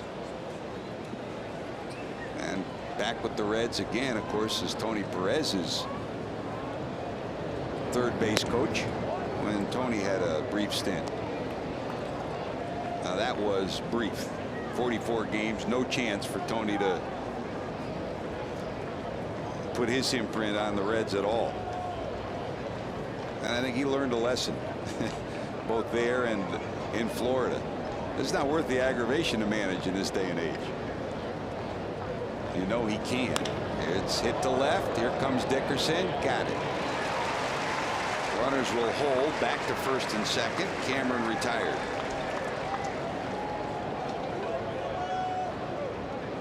Well, so far so good with Cueto dealing with Braun. He struck him out, had him bounce back to the mound. And again, you think back on that play in the third inning. There was a ground out, the base hit by Cameron. Braun hit one right back to Cueto. He made the poor throw to second. They did get the force, but if they get the double play, the inning's over.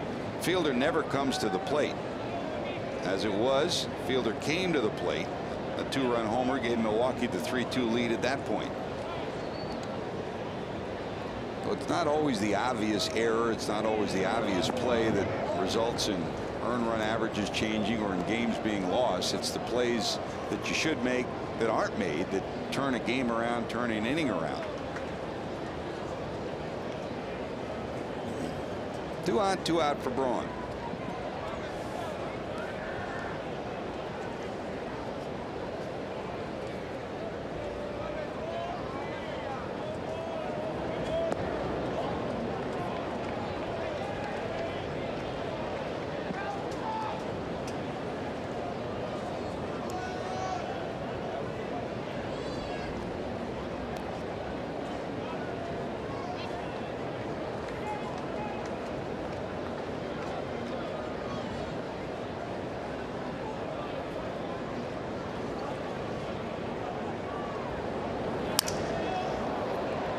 Sawed him off. Sounded like another broken bat. Glove by Encarnacion. Brewers strand a pair. Still tied at 3.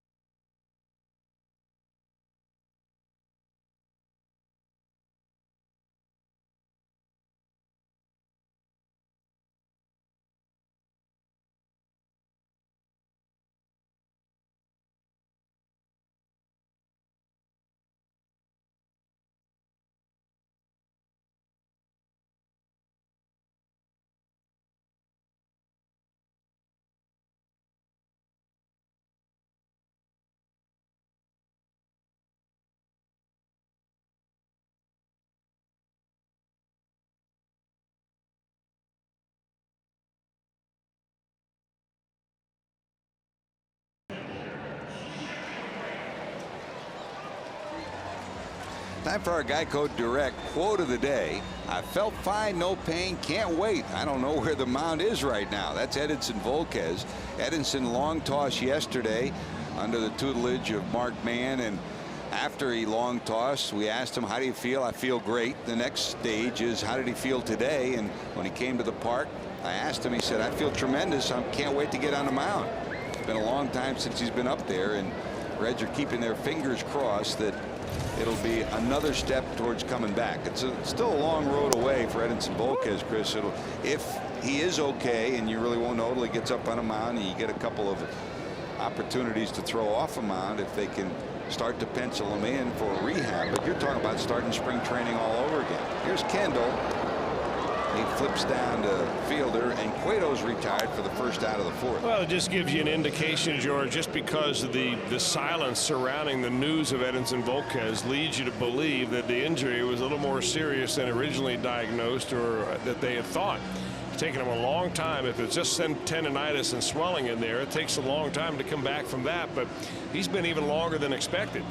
And from what he told me, he's not even cut loose yet. He's played some long toss, but it's been lobbing long toss. He won't throw hard until he gets on the mound. So that's the difference right there. And even that first mound session that he's going to have planned for tomorrow is going to be one that's only going to be from 7 to 10 minutes, which is very equivalent to the first mound session you have the very first day you show up in spring training. So it will be a little while for Volquez. They're going to take care of his arm as best as they can, and that's what they should do. There's Taveras on base twice, a base hit to center and a infield hit, the 24th infield hit for the Reds this year. And I mean, we don't know anything. The Reds haven't told us anything, but just knowing other pitchers that have gone through what Edinson is going through, I mean, you're talking probably about a 50-50 proposition whether he would need surgery or not. So the Reds are erring on the side of very cautious. And if there is a chance to get through this without surgery, they'll try that route. If not, then Dr. Kremchek will be on the case again. Well, the diagnostic tools they have now, I mean, they can essentially look inside your elbow and see what's wrong with it. So they've got a pretty good idea whether, you know, if he really needed it, he'd already been cut on. So they obviously think that this is something that they can manage. Hopefully so. The interesting thing is that Edinson Volquez has never had really any arm problems, ever. So this is all new for him, and it's kind of scary. Fly ball out from Taveras, 2 away. Here's Jerry Hairston Jr. By the way, you saw Mark Mann, who's been on the road to recovery, the Reds trainer after his ankle injury. He's back in a normal shoe finally and ready to go on the road trip. But we want to send our get well wishes to his dad, Millard, who, I mean, this is what happens. You try to play softball again as you get on in years. Yes, he did. No, he did. Torn rotator cuff. And Dr. K patched him up. He'll be playing with the grandkids again soon. But good health, good luck, quick recovery. Should have gone in there on Tuesday. You would have done your elbow double, 2 for the price of 1, from what I understand, on Tuesdays. I think it was Thursday, and I think that was knee and shoulder day. You get 2 for the price of 1 knee. Hard to keep up, you know. I get that flyer every week. Don't you get the email alerts?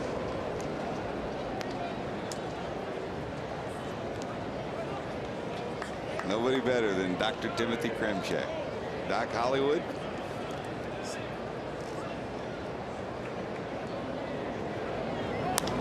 There's Hairston. Pop foul. Giving chase is Fielder. He'll run out of room. Jerry doubled in the first. That put runners at second and third for Brandon Phillips, who singled in 2. That gave the Reds a 2-0 lead in the first inning. Brewers came back with a run of their own in the second, and then the 2-run homer by Fielder gave them a 3-2 lead in the third, and the Reds tying run scoring on the base hit by Gomes in the third. That's a call, strike 3. Snuck it in underneath the outstretched arms. Gallardo picks up strikeout number 6. We're still tied at 3.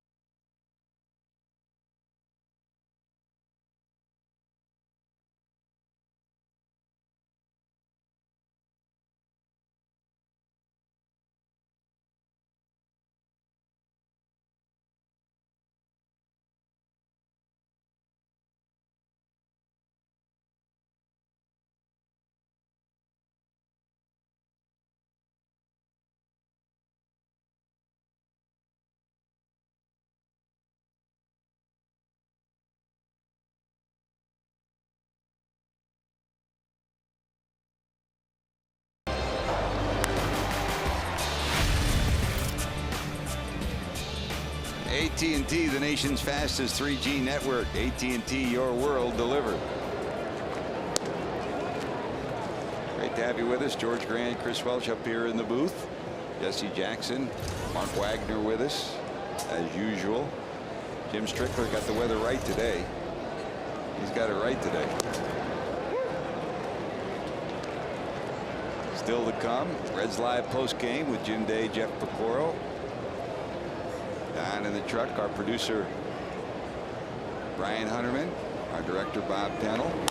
There's a looper into center. That's a base hit for Prince Fielder. His third hit, a single, a double, and a homer for Fielder today. Well, the guy's beginning to see the ball extremely well. He's right on top of the dish, which he kind of dares you to pitch the ball inside. And if you miss in, you hit him. If you miss over the plate, he whacks it pretty hard. That ball got in on him a little bit. But still quick enough to fight off a good fastball by Cueto, and he has reached base 3 times in a row. He just needs a triple for the George Grant favorite cycle. Well, noteworthy, but not important. It might be if Prince hits a triple. He could. He got his first stolen base the other day, so you never know. Mark Wagner tells two triples already this year. There's Corey Hart with Fielder on. He represents the go-ahead run in a 3-3 ball game. Also down in the truck with us today, Matt Sigafus. He was dialing up those highlights on our rewind for you. And Lauren White giving you some graphic info all afternoon long. That's dribble foul at the plate. And we want to say congratulations to John Brody and everybody from Syracuse. Dick McPherson, you know, we talked last night about the championship run of Lou Holtz. And here's our Reds text poll. Which Reds affiliate city would you road trip to? Would it be Louisville? Would it be Zebulon? Would it be Sarasota, Dayton, or Billings? Text 37664 for the answer. Can we qualify that by saying what time of year? I mean, if I'm thinking about Not February, Billings. let's see, Montana or Florida. Again, our congratulations to Lou Holtz, who got into the Football Hall of Fame, but also to John Cooper, former Ohio State coach, who gets in this weekend as well. What a fine gentleman, and number 2 on the all-time Buckeye list, Woody Hayes. And to Dick McPherson out of Syracuse, first-class individual out of the same mold as those gentlemen. Great weekend for college football. 2 balls, 2 strikes to Hart. Single and hit by a pitch in his 2 plate appearances. Hairston knocks it down. They'll get 1. They'll get 2. What a combo. Jerry Hairston Jr. a great stop and a tremendous turn by Brandon Phillips. Turn this one into 2. Something else, huh? I'll tell you what, Jerry Harrison we've seen go to his right, this time to his left. Dive, flip it to Brandon Phillips, and a good turn by the Reds second baseman. And just like that, a double play to get the Reds out of a jam.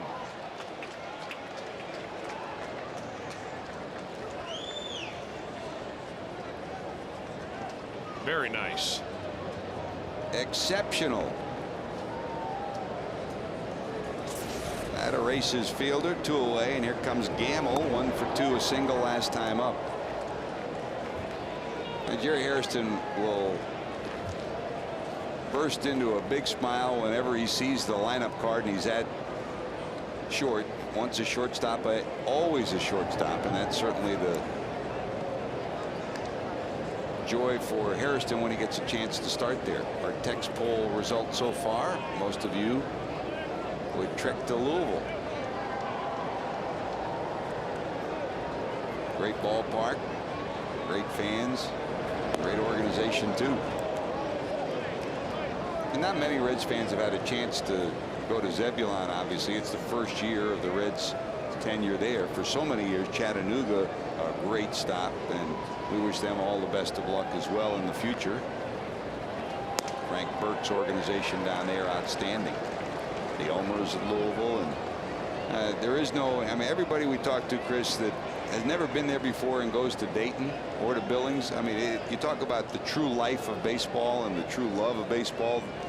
Those two cities exemplify that.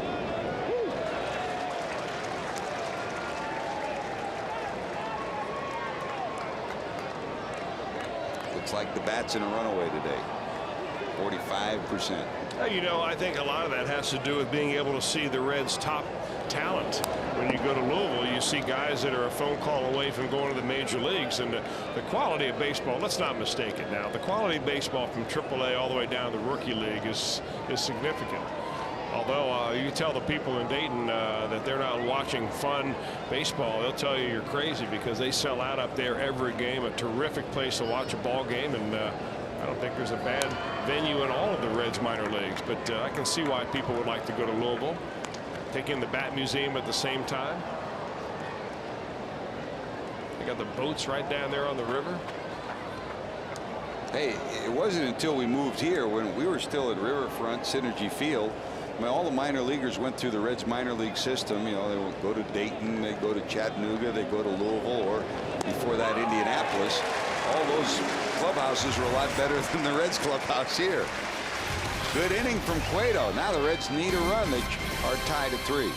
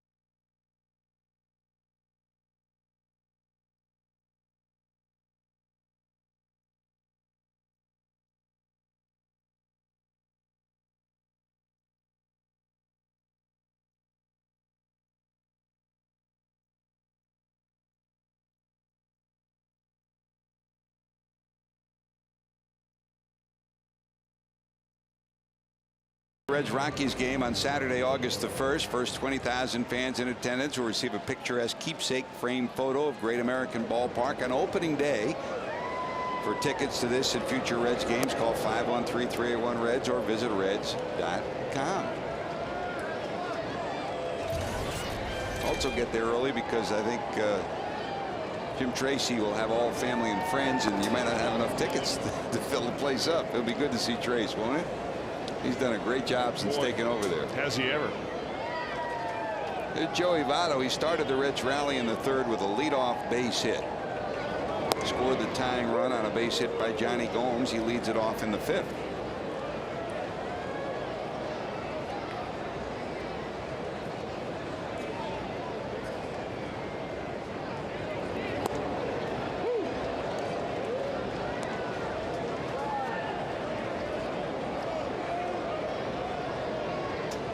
To the Reds first baseman, Brandon Phillips. Drove in 2 in the 1st inning. He's on deck. Encarnacion will follow. Center field hit pretty good. Cameron going back at the warning track. He's got it 1 step from the wall. Oh, the sweet swing of Joey Votto. A flick of the wrist. That pitch up and away, and he hammers it to left center.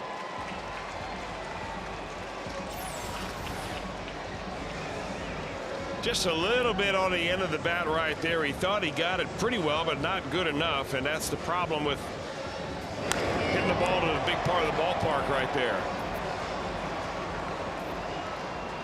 Tell you what, though, every time he swings the bat and the ball goes in the air, the people come to their feet at Great American Ballpark, because you just never know. One away. Here's Phillips.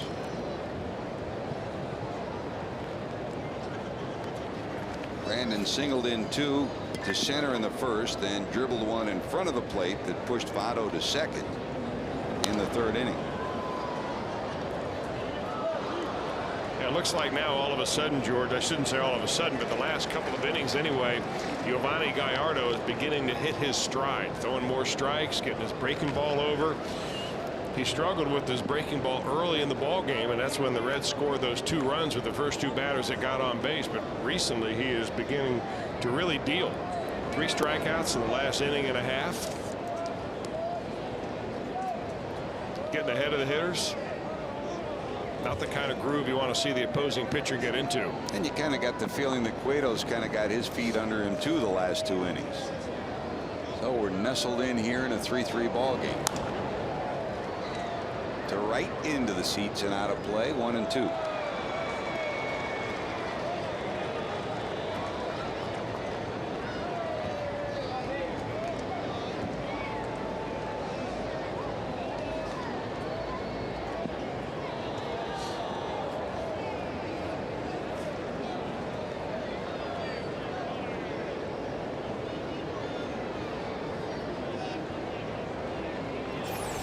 Votto flies out to center. Cameron gloves it a step from the wall, and you know, Mike, he's always talking to somebody, and he and the Reds bullpenners, Daniel Ray Herrera, having a word or two.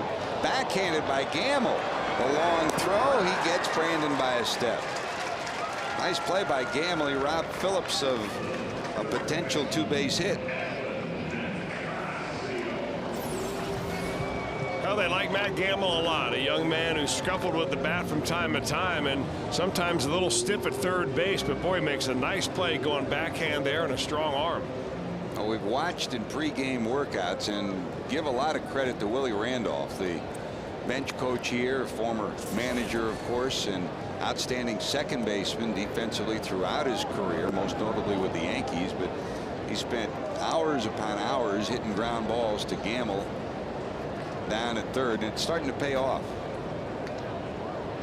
One frustrating thing for Willie was, as he evaluated it, the progress of Ricky Weeks. He thought Weeks had made measurable progress defensively before he went down with a wrist injury. Pretty good guy to work with you, Willie Randolph.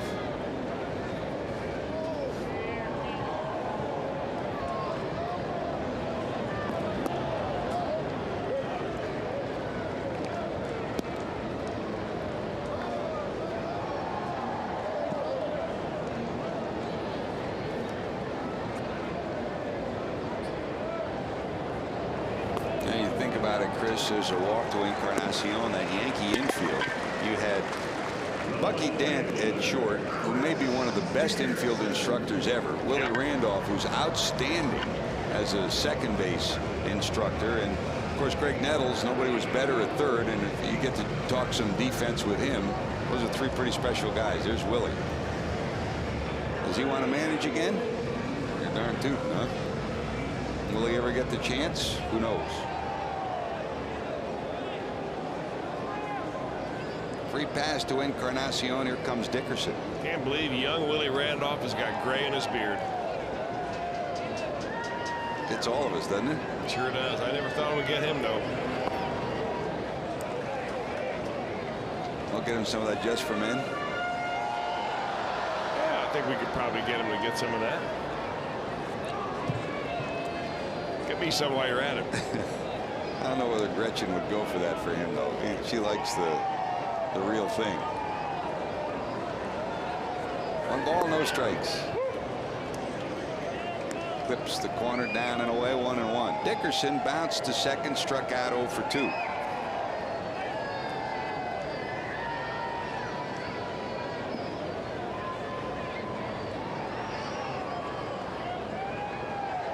Gomes on deck.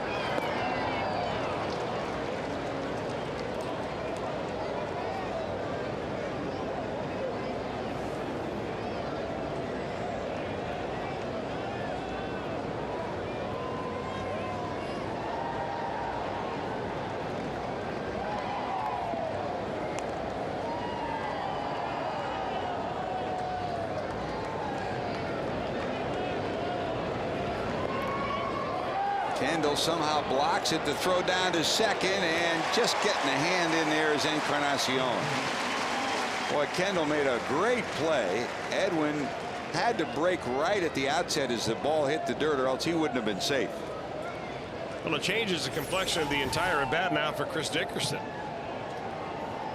And that's what Gallardo will do from time to time. He'll just try to overthrow his fastball, break his breaking ball off too much, and when that starts bouncing around like that, if you're not expecting a wild pitch, you don't even go on that. But that's good base running by Edwin Encarnacion to get him into scoring position. See if it can pay off for Dickerson. That's wide, and it's full count, 3-2.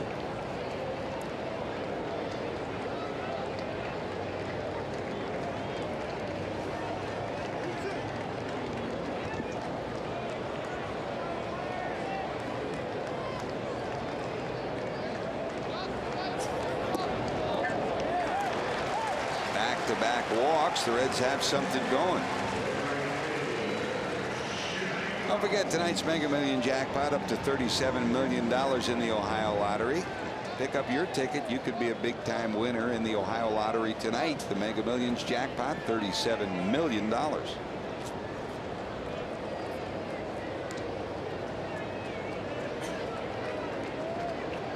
2 out, 2 on, and here's Johnny. Gomes struck out in the second.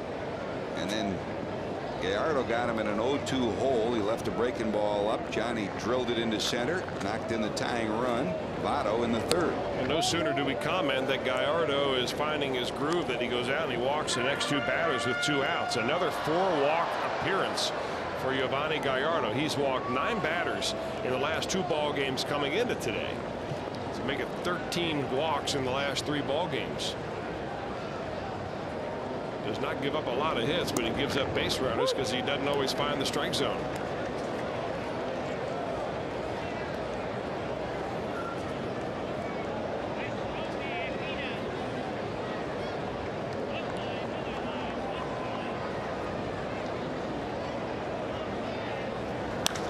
Hit pretty good to left. Did he get enough? No, it'll be at the warning track, and Braun will haul it in. 2 walks. The Reds strand a pair. They've stranded 7 through 5. We're still tied.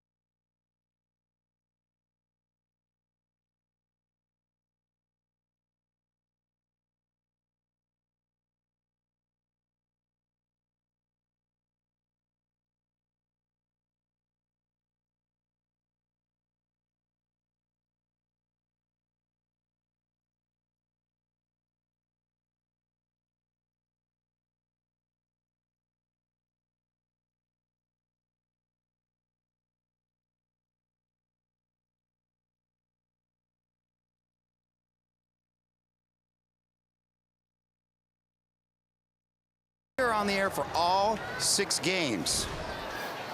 On some of your original schedules, the Friday game in Chicago might not have been on your original TV schedule. We are now picking up that game. 3-day games in Chicago. And George, I know you can't wait to get to Dodger Stadium. You're not kidding. You get those Dodger dogs, JD. We've already ordered you about a dozen of them. You'll be ready to go, won't you? I've given up the Dodger dogs, George. Trying to lose a couple of LBs. I mean it. I don't believe you. Chris will get his sushi. He knows he can get that there, huh?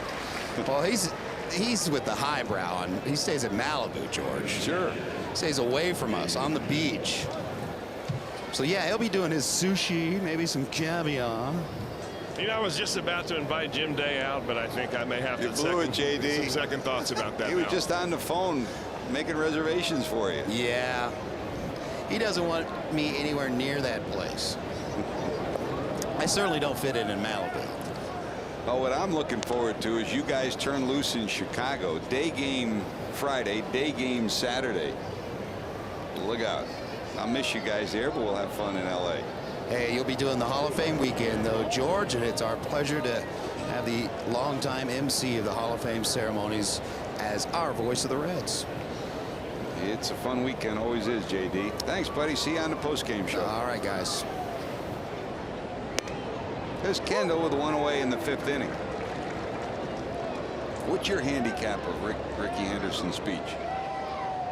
I think it'll be one of the more memorable ones you'll ever hear, George. Yep, I really do. right. I don't think he'll go on and on either. I think he'll have some prepared notes, but I think that he's such a character.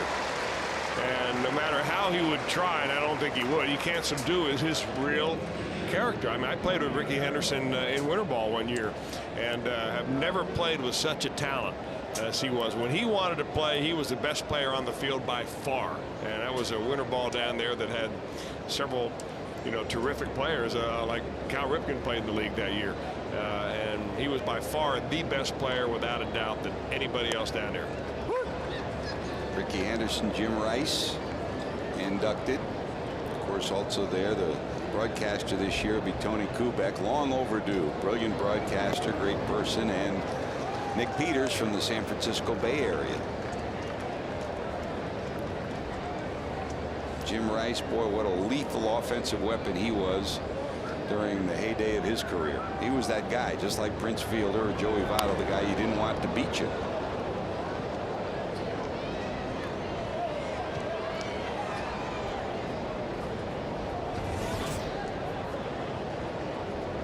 Johnny's been better the last 2 innings. 16 pitches in the 5th, 9 here in the 6th, over the 100 pitch count marker.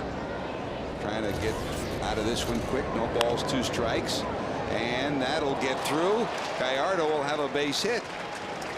So again, another 0-2 pitch turned around by a batter.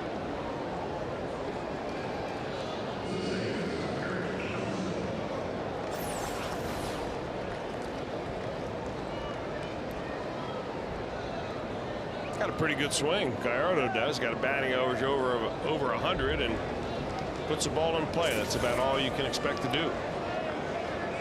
So here's Counsell up for the 4th time. Counsell single to right, out trying to steal in the 1st, bounced to 2nd and walked. And this is where Johnny Cueto really needs to, all right, calm himself down. I'm glad he's taking a little extra time between pitches and say, all right, this is where this inning's got to stop right here. Don't want to get in a situation where, you lose Counsell. Now you got Cameron, who's seeing the ball better, coming up. He's got a base hit and a couple of one-line drive, and then you got Fielder behind him, and the inning could get out of hand. You're tied all up at 3 right here in a ball game that is really, at this point, right there for the grabbing for the Reds. Finish off Counsell, go in and hope your team can score a run.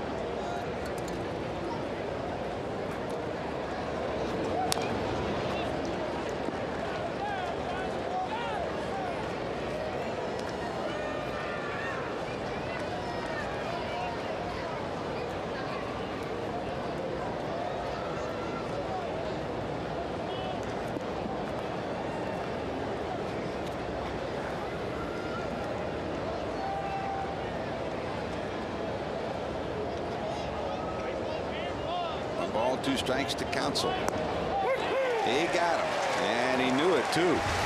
Johnny Cueto gives up a base hit to the pitcher, but we're still knotted at 3.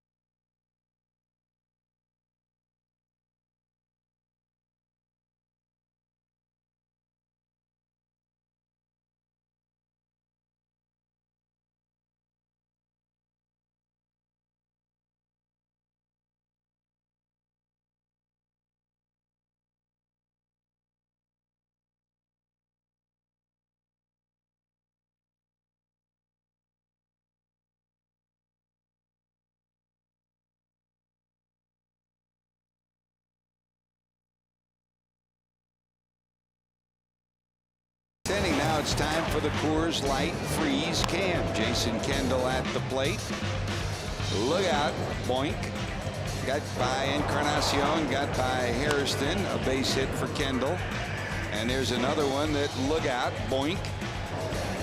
Good quick reaction by the right hand from Encarnacion, or else could have been a nose job. Coors Light Freeze Cam brought to you by Frost Brewed Coors Light.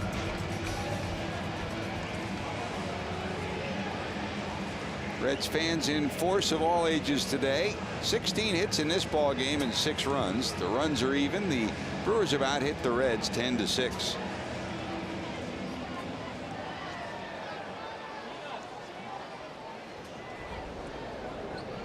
Need all the faith you can muster. Here's Hannigan to lead it off, bottom of 6. Hannigan and then Cueto due up. And the top of the order, Taveras. Ryan today lined to second, struck out looking.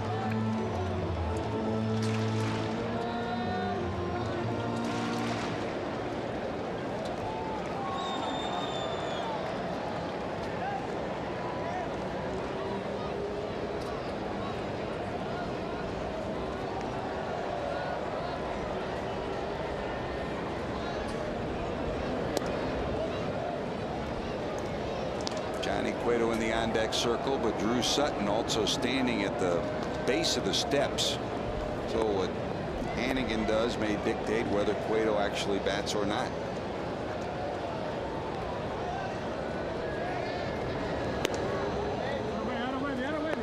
Well, a little high 2-1. Nick Massett loosening in the bullpen for Cincinnati.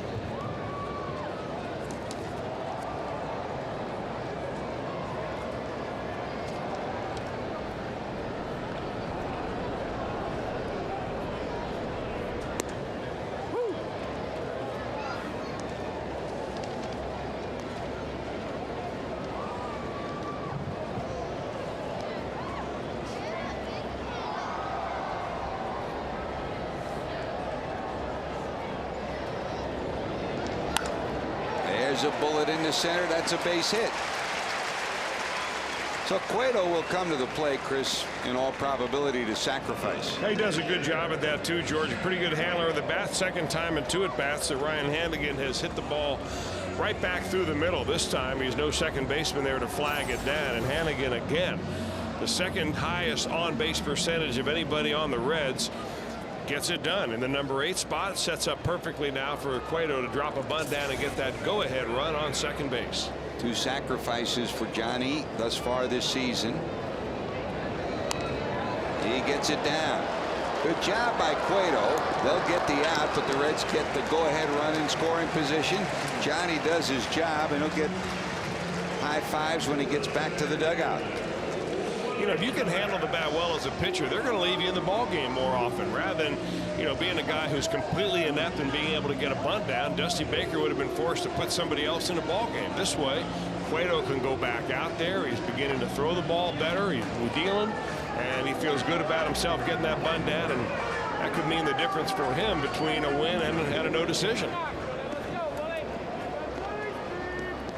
So sitting out at second is the go-ahead run. Here's the top of the order, Willie Taveras.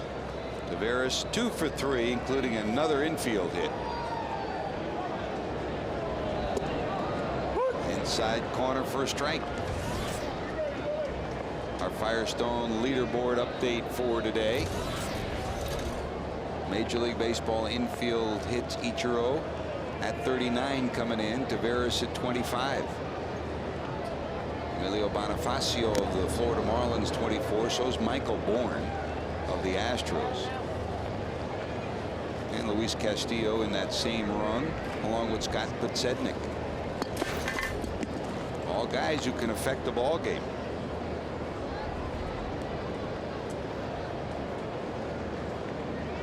At the very least, you want Taveras to get the ball on the ground and to the right side if possible. Not this time. A swing and a miss. Taveras retired on the strikeout. 2 away, and here comes Jerry Hairston Jr. And when you can't be home to watch your Reds on Fox Sports Ohio, check out MLB.tv. Log on to the internet. Watch every out-of-market Reds game live. For more details, visit Reds.com, where baseball is always on.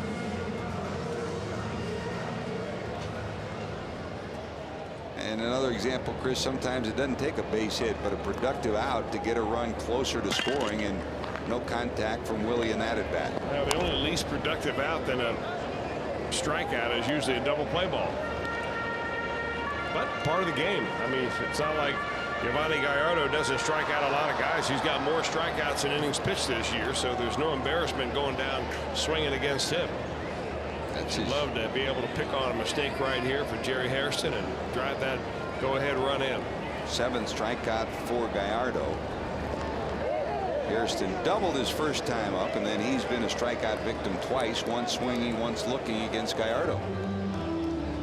Ball and a strike to Jerry. Cardinals and Diamondbacks are underway, scoreless in the 4th. San Francisco leads the Pirates 4-1 in the 7th in Pittsburgh.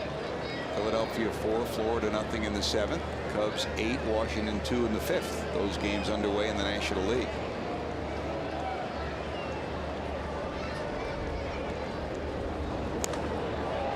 Rip but foul into the left field corner. 1-2 to Jerry.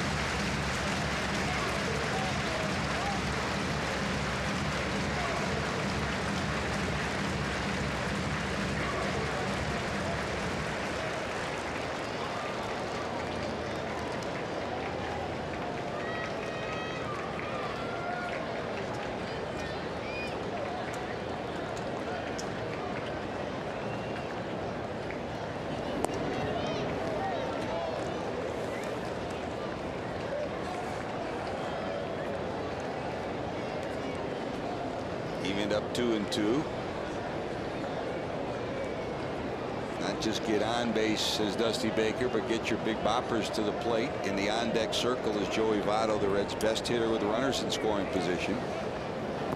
You know he'd love to get him there. Maka would just as soon see Gallardo dispose of Hairston and never get Votto to the plate. There is no one throwing in the bullpen right now for Milwaukee.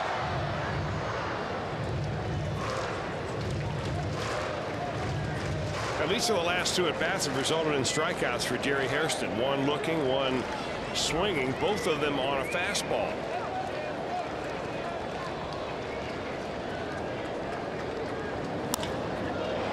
Hit hard, but right at the shortstop Hardy. So the Reds get a leadoff base hit from Hannigan. Nothing to show for it.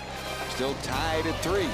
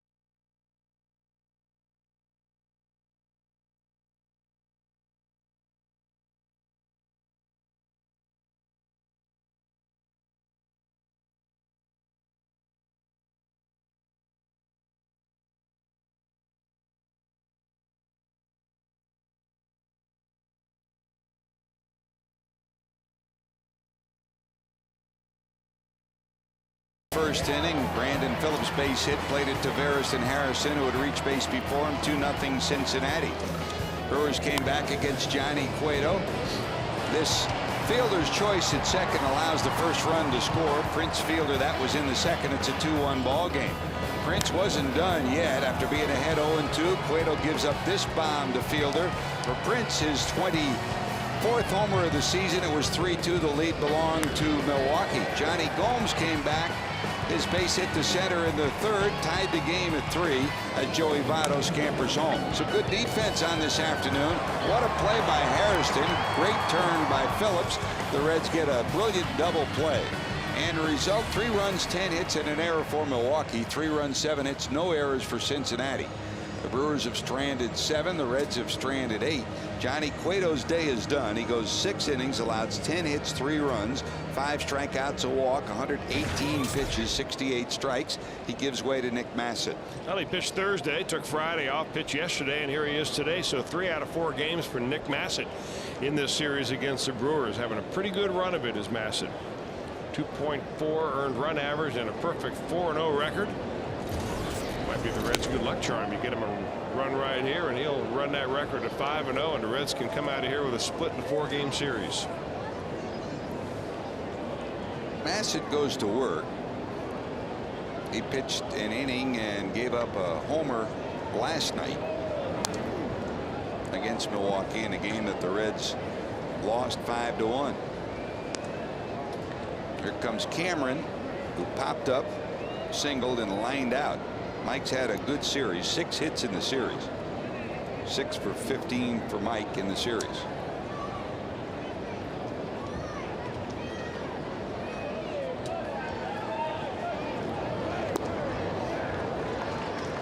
Way out in front of the breaking ball, and it's 1-2.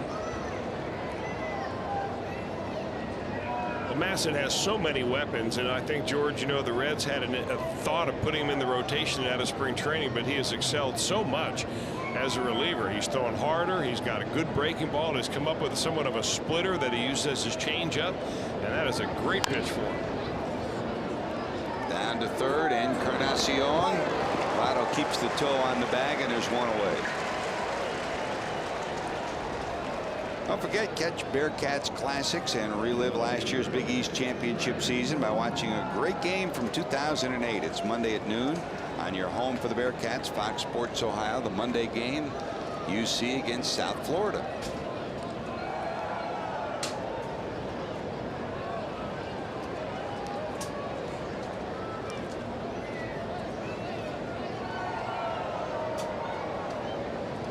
Got to get him into baseball early, don't you?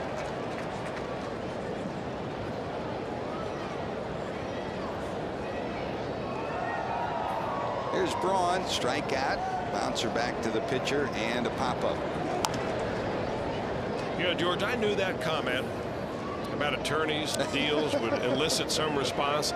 No, it hasn't. I've not received a certified letter, but I did get a quick phone call almost immediately from an old friend of mine, Reuben Katz, and great to hear from him. One of the finest men around, and nice to know that he's watching our ball games on a nice Sunday afternoon. A big Reds fan for many years. Huge. Back to the very, very involved with the Reds in many ways. Yep. So I'm going to now you're take trying to him backtrack out of the attorney equation. And Here we go. I'm going to give him a lifetime exemption for any slights that I make. Will not include anything directed at Reuben. Don't say lifetime. How about eternal? Or at least until he gets me back out to play golf with him. And you'll send him an honorary membership in the Pitchers Union. Yeah, fair enough. Hey, Reds fans, for great tasting quality meals for your family, pick up bags of JTM beef or chicken Philly cheesesteaks from your favorite grocer. JTM Food, family fun. So you're not retracting your statements, you're just retracting his involvement in those statements. Yeah, I mean, he's not included in any derogatory statements I may make toward the legal practice or any other practice. Did Kremchek email you too? No, he's not on. He's not on the exemption list.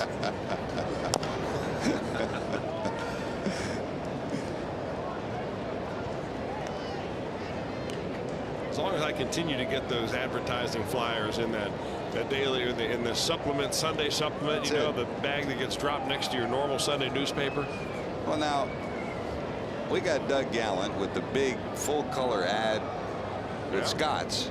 Now, I mean, his Kremchek could do the same thing. You know, I don't know why the Reds don't hop on that. You could have, like you said, Monday, Tuesday, Wednesday, Thursday, special every day of the week. I think he does have a special every day. But I mean, advertising. Flyers in the Sunday paper, knees, shoulders, elbows. I got to make you in charge of his marketing department. No. I can't touch his marketing. Dr. K's I don't way think he ahead of needs the any curve. help, does he? He's way ahead of the curve.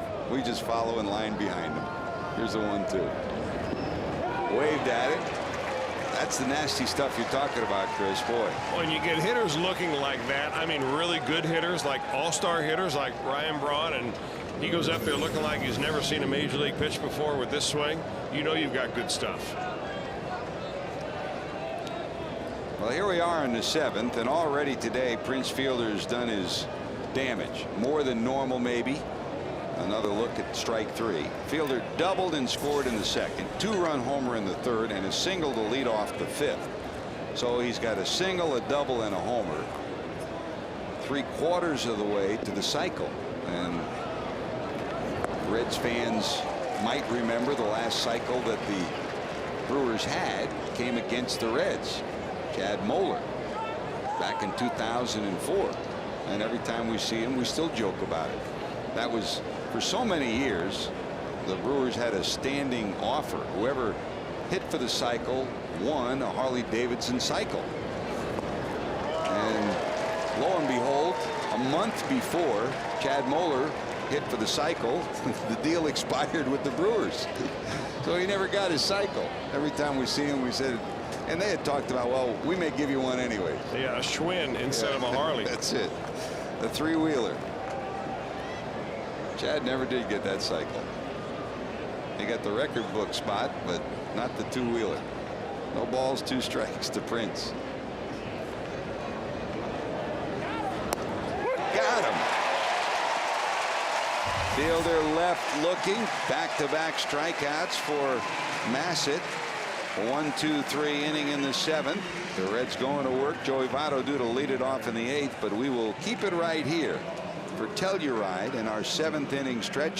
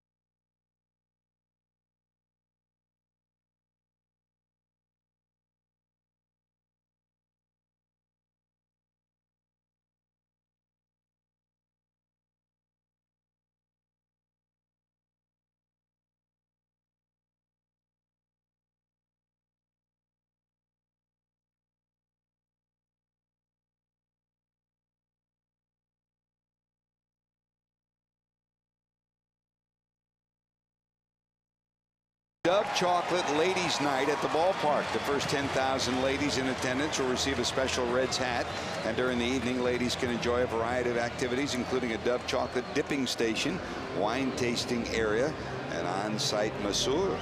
For information and half-price tickets, visit reds.com/ladies night or call 381-REDS.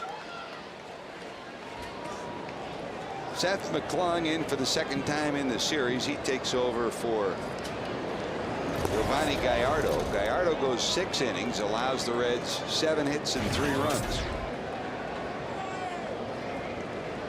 So it'll be a bullpen game from here on out. 36th appearance for the big, strong right-hander and a hard thrower at that. Facing Joey Votto. And Phillips and Encarnacion due to follow.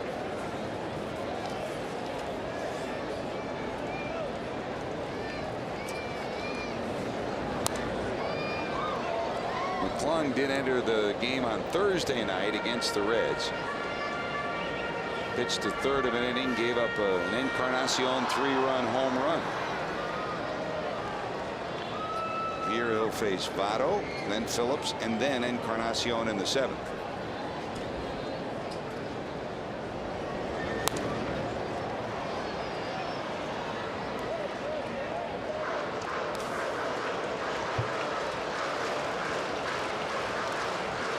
Joey struck out looking first time up. Solid single to center in the 3rd and scored on a base hit by Gomes, and he hit one to the wall in left center field that Cameron caught in the 5th inning.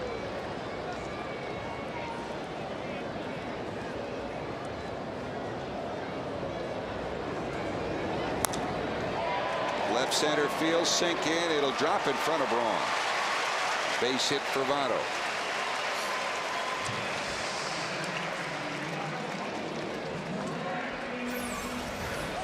Well, what a bit of hitting right there, because this is a pitch that's down and out of the strike zone. I mean, that's meant to be a waste pitch. Joey Votto goes down and gets it, hits it well enough to get it into the outfield, and the Reds have reached their leadoff hitter. That's the go-ahead run right there, potential winning run. Well, there comes Brandon. He delivered in the 1st. A single plated 2 gave the Reds a 2-0 lead. Thrown out on a dribbler in front of the plate. And here's a bouncer down to 3rd. Gamble will get one, then that's a foul ball.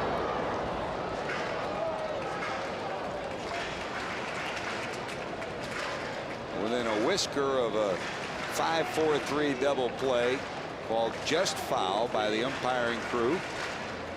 So Phillips will get another life.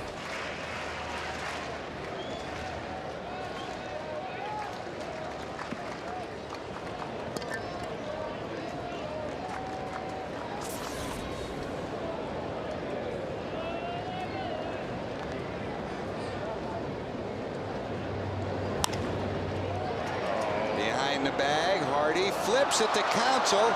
He'll drop the ball and the runner will be safe. They'll get the force at 2nd, but Phillips safe, so the Reds have a life here in the 7th with a base stealer on base.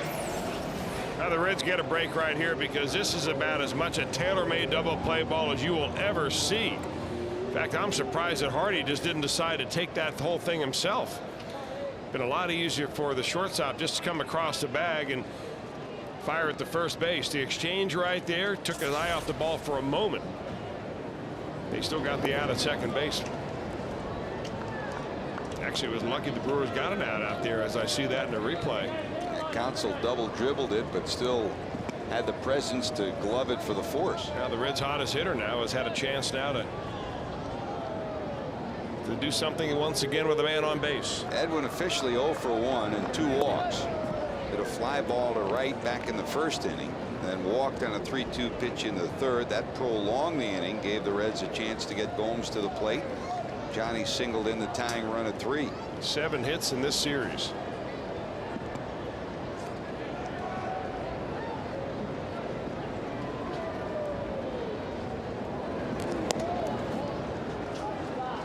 The home run by Edwin off McClung. on Thursday was his first hit ever off McClung. He's 1 for 6 against him. McClung acts like he doesn't want to throw him a strike either, and Gallardo did the same thing. Edwin flied out the right field his first time up, then he walked his last 2 times, and now he's got a 3-0 count. He is taking way more bases on balls this year. I know he's been out a long time, 2 months, but still, that's the one part of his game that has really improved. They're going to go with an outside fastball here.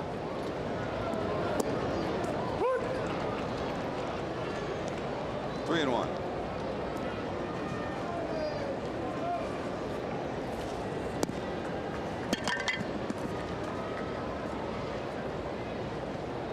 Phillips. Relatively short lead down at first, but he's going, and it's fouled off. Not really a bad idea right there.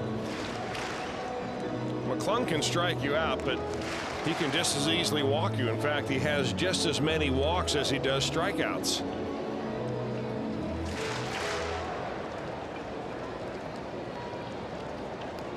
Tell you what, you put Seth McClung and Todd Coffey together, and you got a couple of offensive linemen coming out of their bullpen.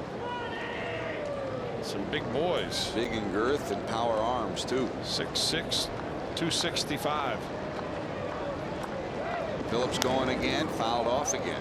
And I think to a man, I mean, you talk about, we talked often about it when Roger Clemens joined the Astros or Greg Maddux would join a team. If you get somebody that can tutor a young pitcher, their value is far greater than just the numbers they put up, and that's what Trevor Hoffman's brought to this bullpen. I mean, talking to Todd Coffey, he said it's like a postgraduate course sitting down there with Hoffman every night, and it's the same thing for Seth McClung. These young pitchers are benefiting from the guy who has more saves than anybody else in the history of the game, and is willing to share it too. Phillips going again, lined. Oh, they'll turn it into an inning double play. Hit right on the button by Edwin, but right at the second baseman. So McClung gets the benefit. The Reds a tough luck shot.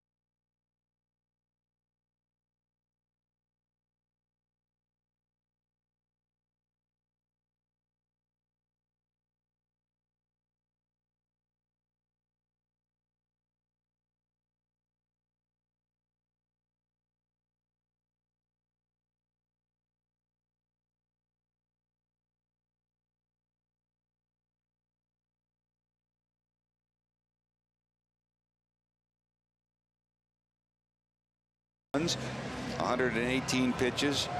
Giovanni Gallardo, 6 innings, 7 hits, 3 runs allowed. Bullpen game, and after Nick Massett had a 1-2-3 7th, here comes David Weathers for the 8th. Chris. Yeah, David Weathers' 36th appearance, but the interesting thing about Weathers this year is he has fewer innings than appearances.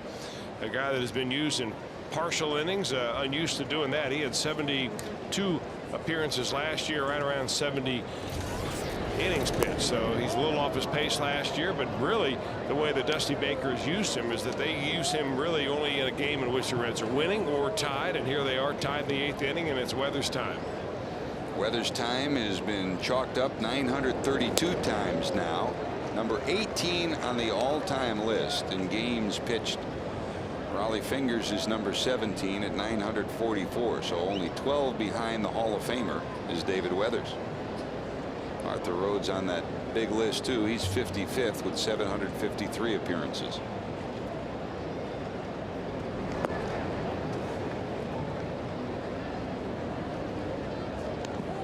Weathers facing Corey Hart, then Matt Gamble and J.J. Hardy.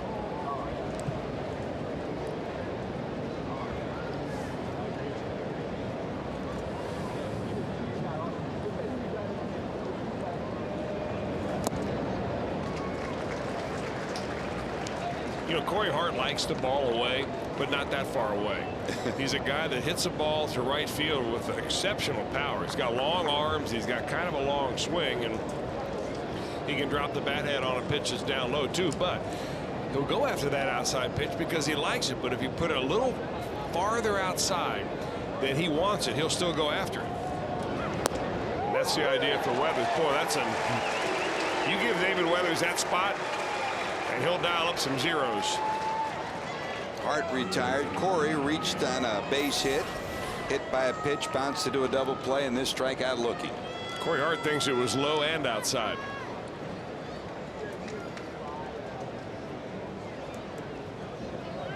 Call strike 3, 1 away, a strikeout. Cueto had 5 strikeouts while he was in there. Massett had 2, so it's the 8th strikeout of the afternoon for Reds pitching.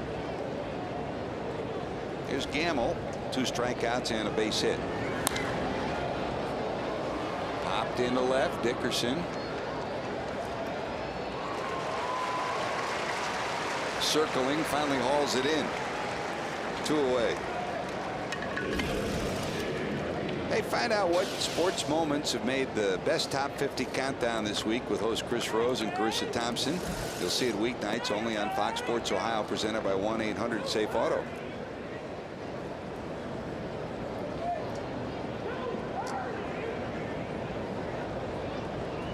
Here's the shortstop, J.J. Hardy. His fielder's choice plated the first run back in the 2nd inning for the Brewers. Sent fielder home. He flied to left in the 3rd and bounced to 3rd in the 6th.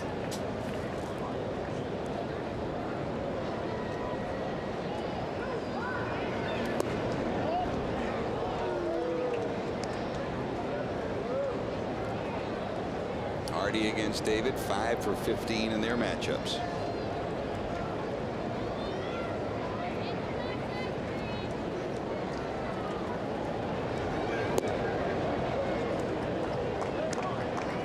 Years taking the mound for David Weathers. He's been with the Reds, of course, a couple of times back in '98, then again in 05, 6, 7, and 8. And when he left the Reds in '98, he went to Milwaukee.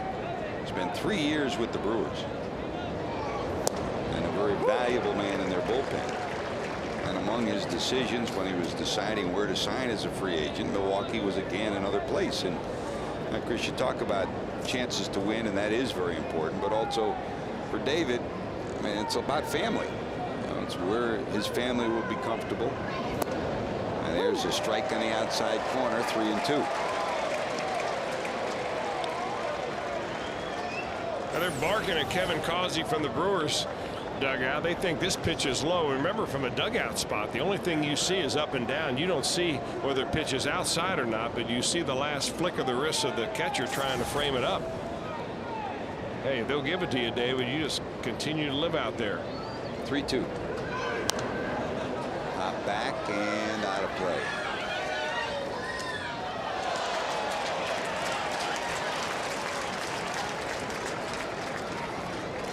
Ken Maka and Causey have been frequent conversants in this series. It was Causey who made the call out at second base when he called interference on Mike Cameron that really was a game changer. And last night there was another call over at first base that he questioned. So They followed each other around the diamond in the 4-game series. And David Weathers takes care of business. Weathers with the strikeout. 2 strikeouts from Massett last inning. 2 strikeouts for Weathers this inning. The Reds go to work, bottom of 8 in a 3-3 game.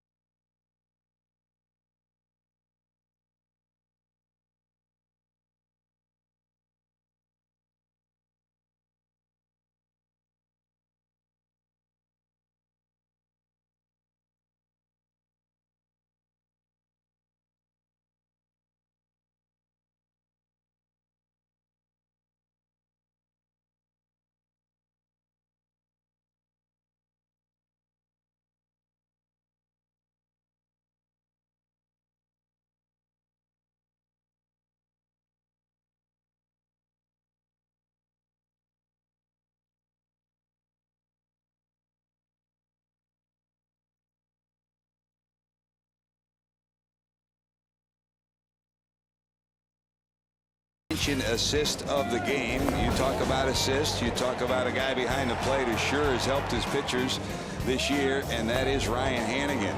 Tough pitch to throw on, but he gets it. He nails Counsell down at second base. He helped Johnny Cueto in that. That is our Mercedes attention assist of the game.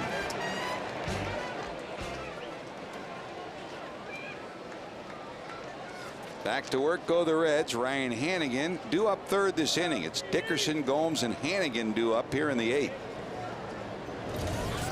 And this is the spot where you want to do some business. Wood a run up and then force. There's a base hit by Dickerson. Force the opposition to have only 1 shot to get it back. Dickerson's first hit. He was 0 for 2 in a walk. Here's a leadoff hit in the 8th. Now we'll see what Dusty Baker does. The speed of Dickerson. Dickerson outstanding speed at the minor league level. A threat as a base stealer. He has not been a threat at the major league level to steal yet.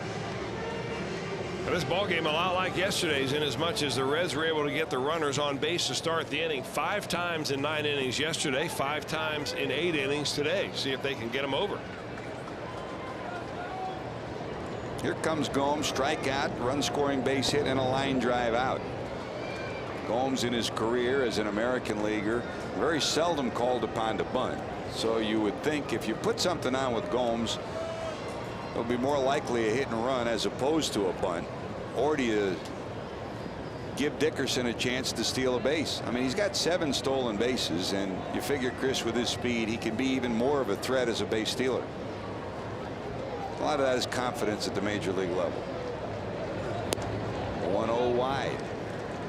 2 balls, no strikes.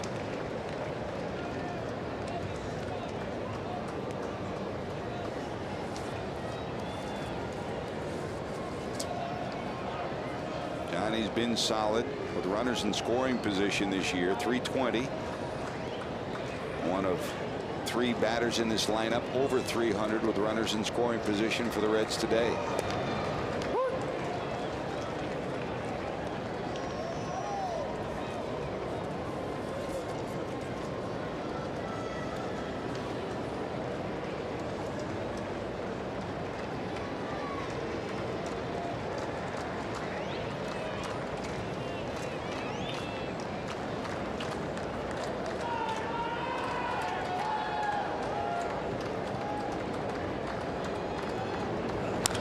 Drill to left. Did he do it again? heading to the wall. It is gone. That's why he's over 300 with runners in scoring position. JG does it, and the Reds take a lead in the bottom of the 8th. A 2-run home run, 5-3 Cincinnati.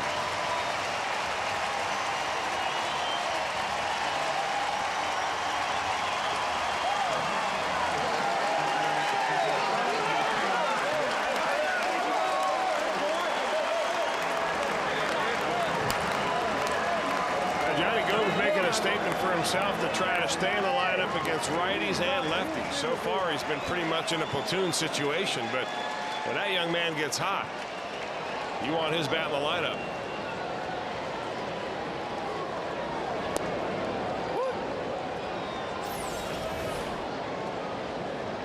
Well, that fastball just got away from McClung and goes up and in, and that's a pretty quick bat by Johnny Gomes to get the head to it. Well, you know what that means for the 9th inning in the Reds bullpen. Coco Cordero. The Reds take a 5-3 lead here in the bottom of the 8th.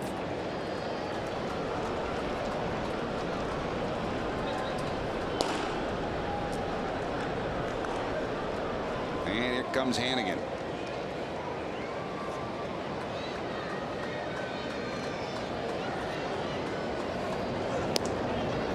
Swing and a miss by Ryan. First out, and a strikeout for McClung here in the 8th. Another look at number 6 for Johnny Gomes. That is a good fastball hitter, and he gets one that kind of tails up and into him right here, and he puts a nice short swing on it. Gomes does. He's a strong guy.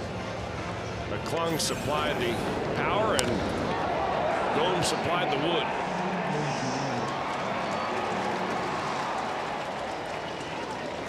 The only question was it kept hooking. It got one row in. That's all it takes. And it stayed fair. That's all it takes too. McClung gave up the 3-run homer to Encarnacion and gives up this shot to Gomes. It's been a rough series for Seth. Seth bouncing back after Tommy John surgery, a big-time starting prospect in the Tampa Bay organization, and he's become very solid in this bullpen for Milwaukee. Here's Lance Nix hitting in the 9th spot in the order here in the 8th inning.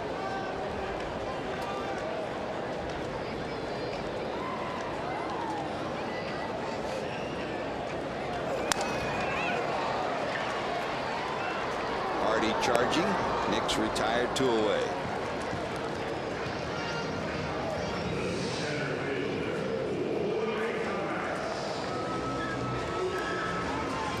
Few tips for Paul Janisch, huh? This is the way he hit a home run.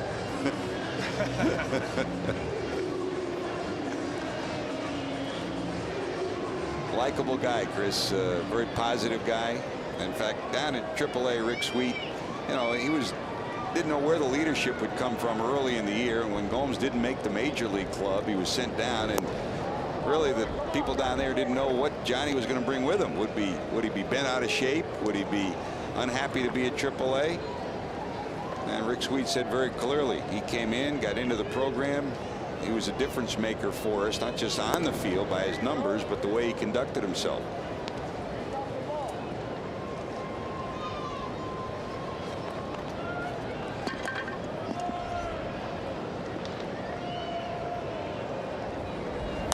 You wait, hope you're going to get a chance, and finally the opportunity came for Johnny.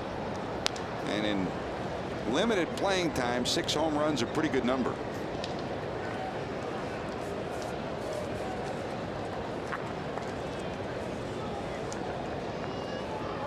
Especially if you get him at a tie ball game in the 8th inning.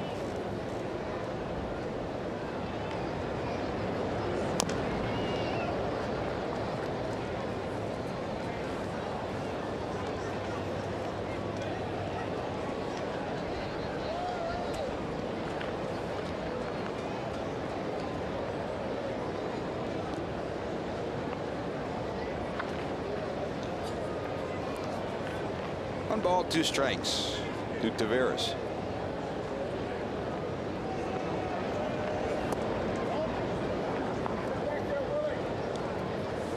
Looking ahead to the ninth inning. Jason Kendall, the catcher, the 8th hitter, due to lead off. Then McClung and then Counsell due up, with Cordero ready to come in.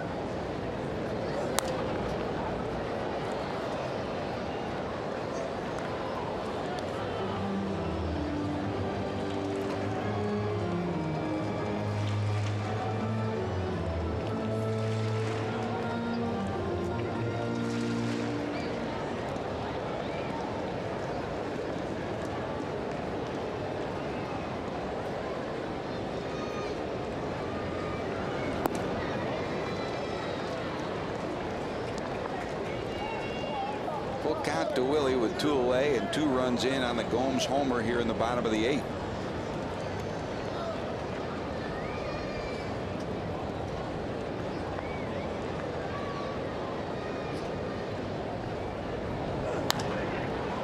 Slicing foul and into the first row of the seats. Good job, Adam. Adam Stowe giving a souvenir to the youngster who got the punishment in his hands too. No glove there. That was all meat.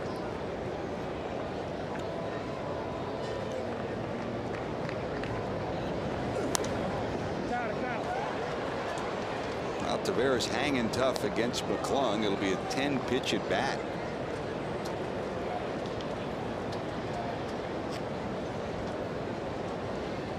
We talked about hitting with runners in scoring position. Votto, Gomes, and Encarnacion over 300. Slugging percentage among the Reds. Joey #1, Gomes #2.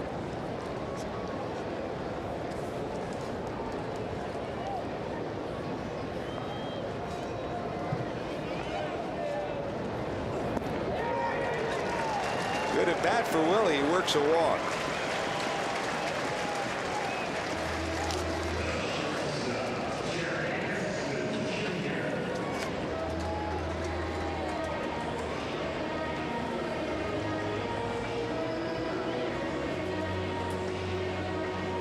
Billy Castro dials up the bullpen after McClung gives up a single, a homer, and now a walk with 2 outs, and Jerry Hairston Jr. coming to the plate. If you joined us late, a couple of news and notes from today. Alex Gonzalez sent down to Louisville on a rehab assignment, so getting closer. There goes Taveras. Here comes the throw. Going to go into right field. Willie will slam on the brakes as Cameron in tight and quickly picks it up. That is the first time in a long time that Willie Taveras has decided to go on the very first pitch after he reaches first base. With 2 outs, no reason to wait at all. Even with a fastball from McClung, a wild throw by Jason Kendall. Heads up back up there by Mike Cameron. You've got to start charging from the center field right away if you're Cameron in order to keep Taveras at second base. But now in scoring position and a little piece of insurance out there if they can plate him. Pitch a strike to Hairston, so here's the 0-1. Again, back to Alex Gonzalez. Alex, who took infield yesterday and looked fine, starts his rehab today. Hopes are that after around a week of rehab, he could rejoin the club, very possibly at the end of this current road trip. So good news for Alex Gonzalez.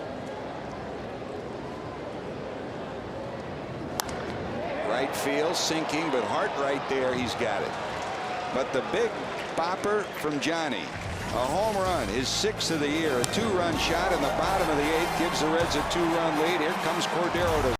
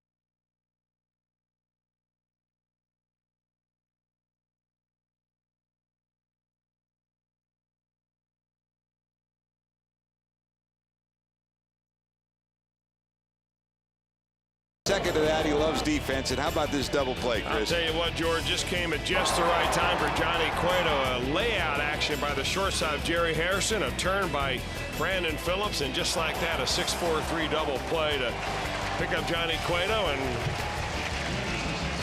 preserve the ball game. 5-3 now, and 3 outs away is Francisco Cordero from nailing this one down and splitting a 4-game series with the Brewers.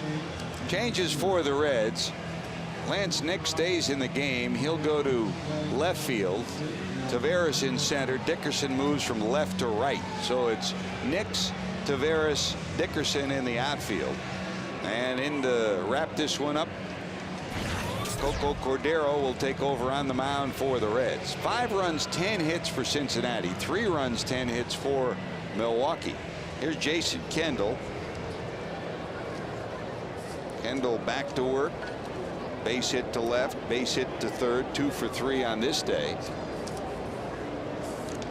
for Jason. A 9-game hitting streak continued today with those 2 hits.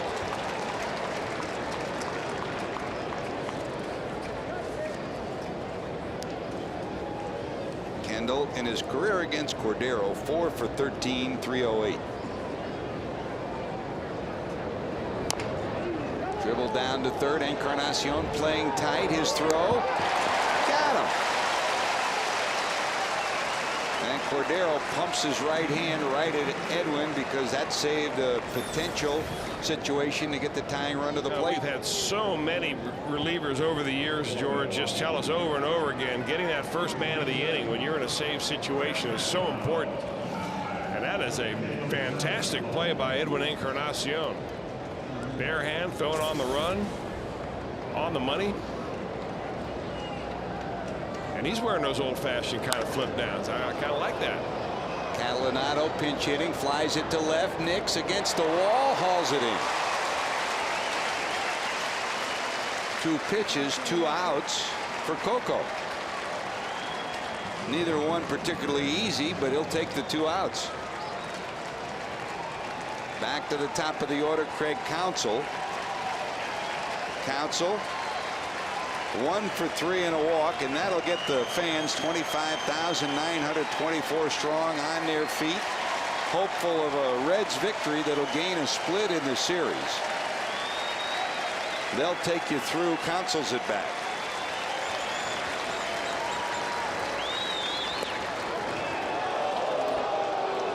Wide for a ball. Cardinals lead Arizona 2-1. They're in the 7th. Cardinals have only 2 hits. Pinheiro knocked in both runs. He has 1 hit. Pujols has the other. San Francisco leads Pittsburgh 4-3 in the 9th. In the 9th, Philadelphia 5, Florida nothing. In the 7th, Cubs 11, Washington 2. Here's the 1-1.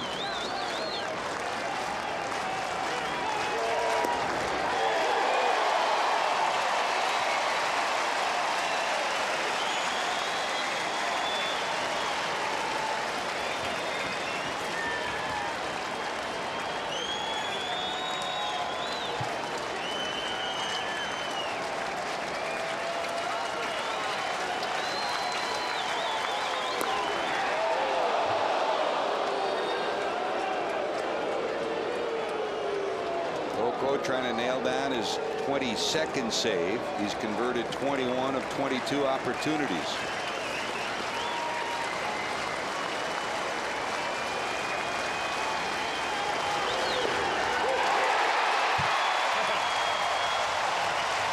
That's a smiling scoreboard. That's a smiling closer. Coco Cordero nails down his 233rd save of his career. The Reds nail down a W and gain a split in the series with Milwaukee. Smiling scoreboard for Cincinnati on this day. 5 runs, 10 hits for the Reds, 3 runs, 10 hits for the Brewers. Johnny Cueto bounces back, doesn't get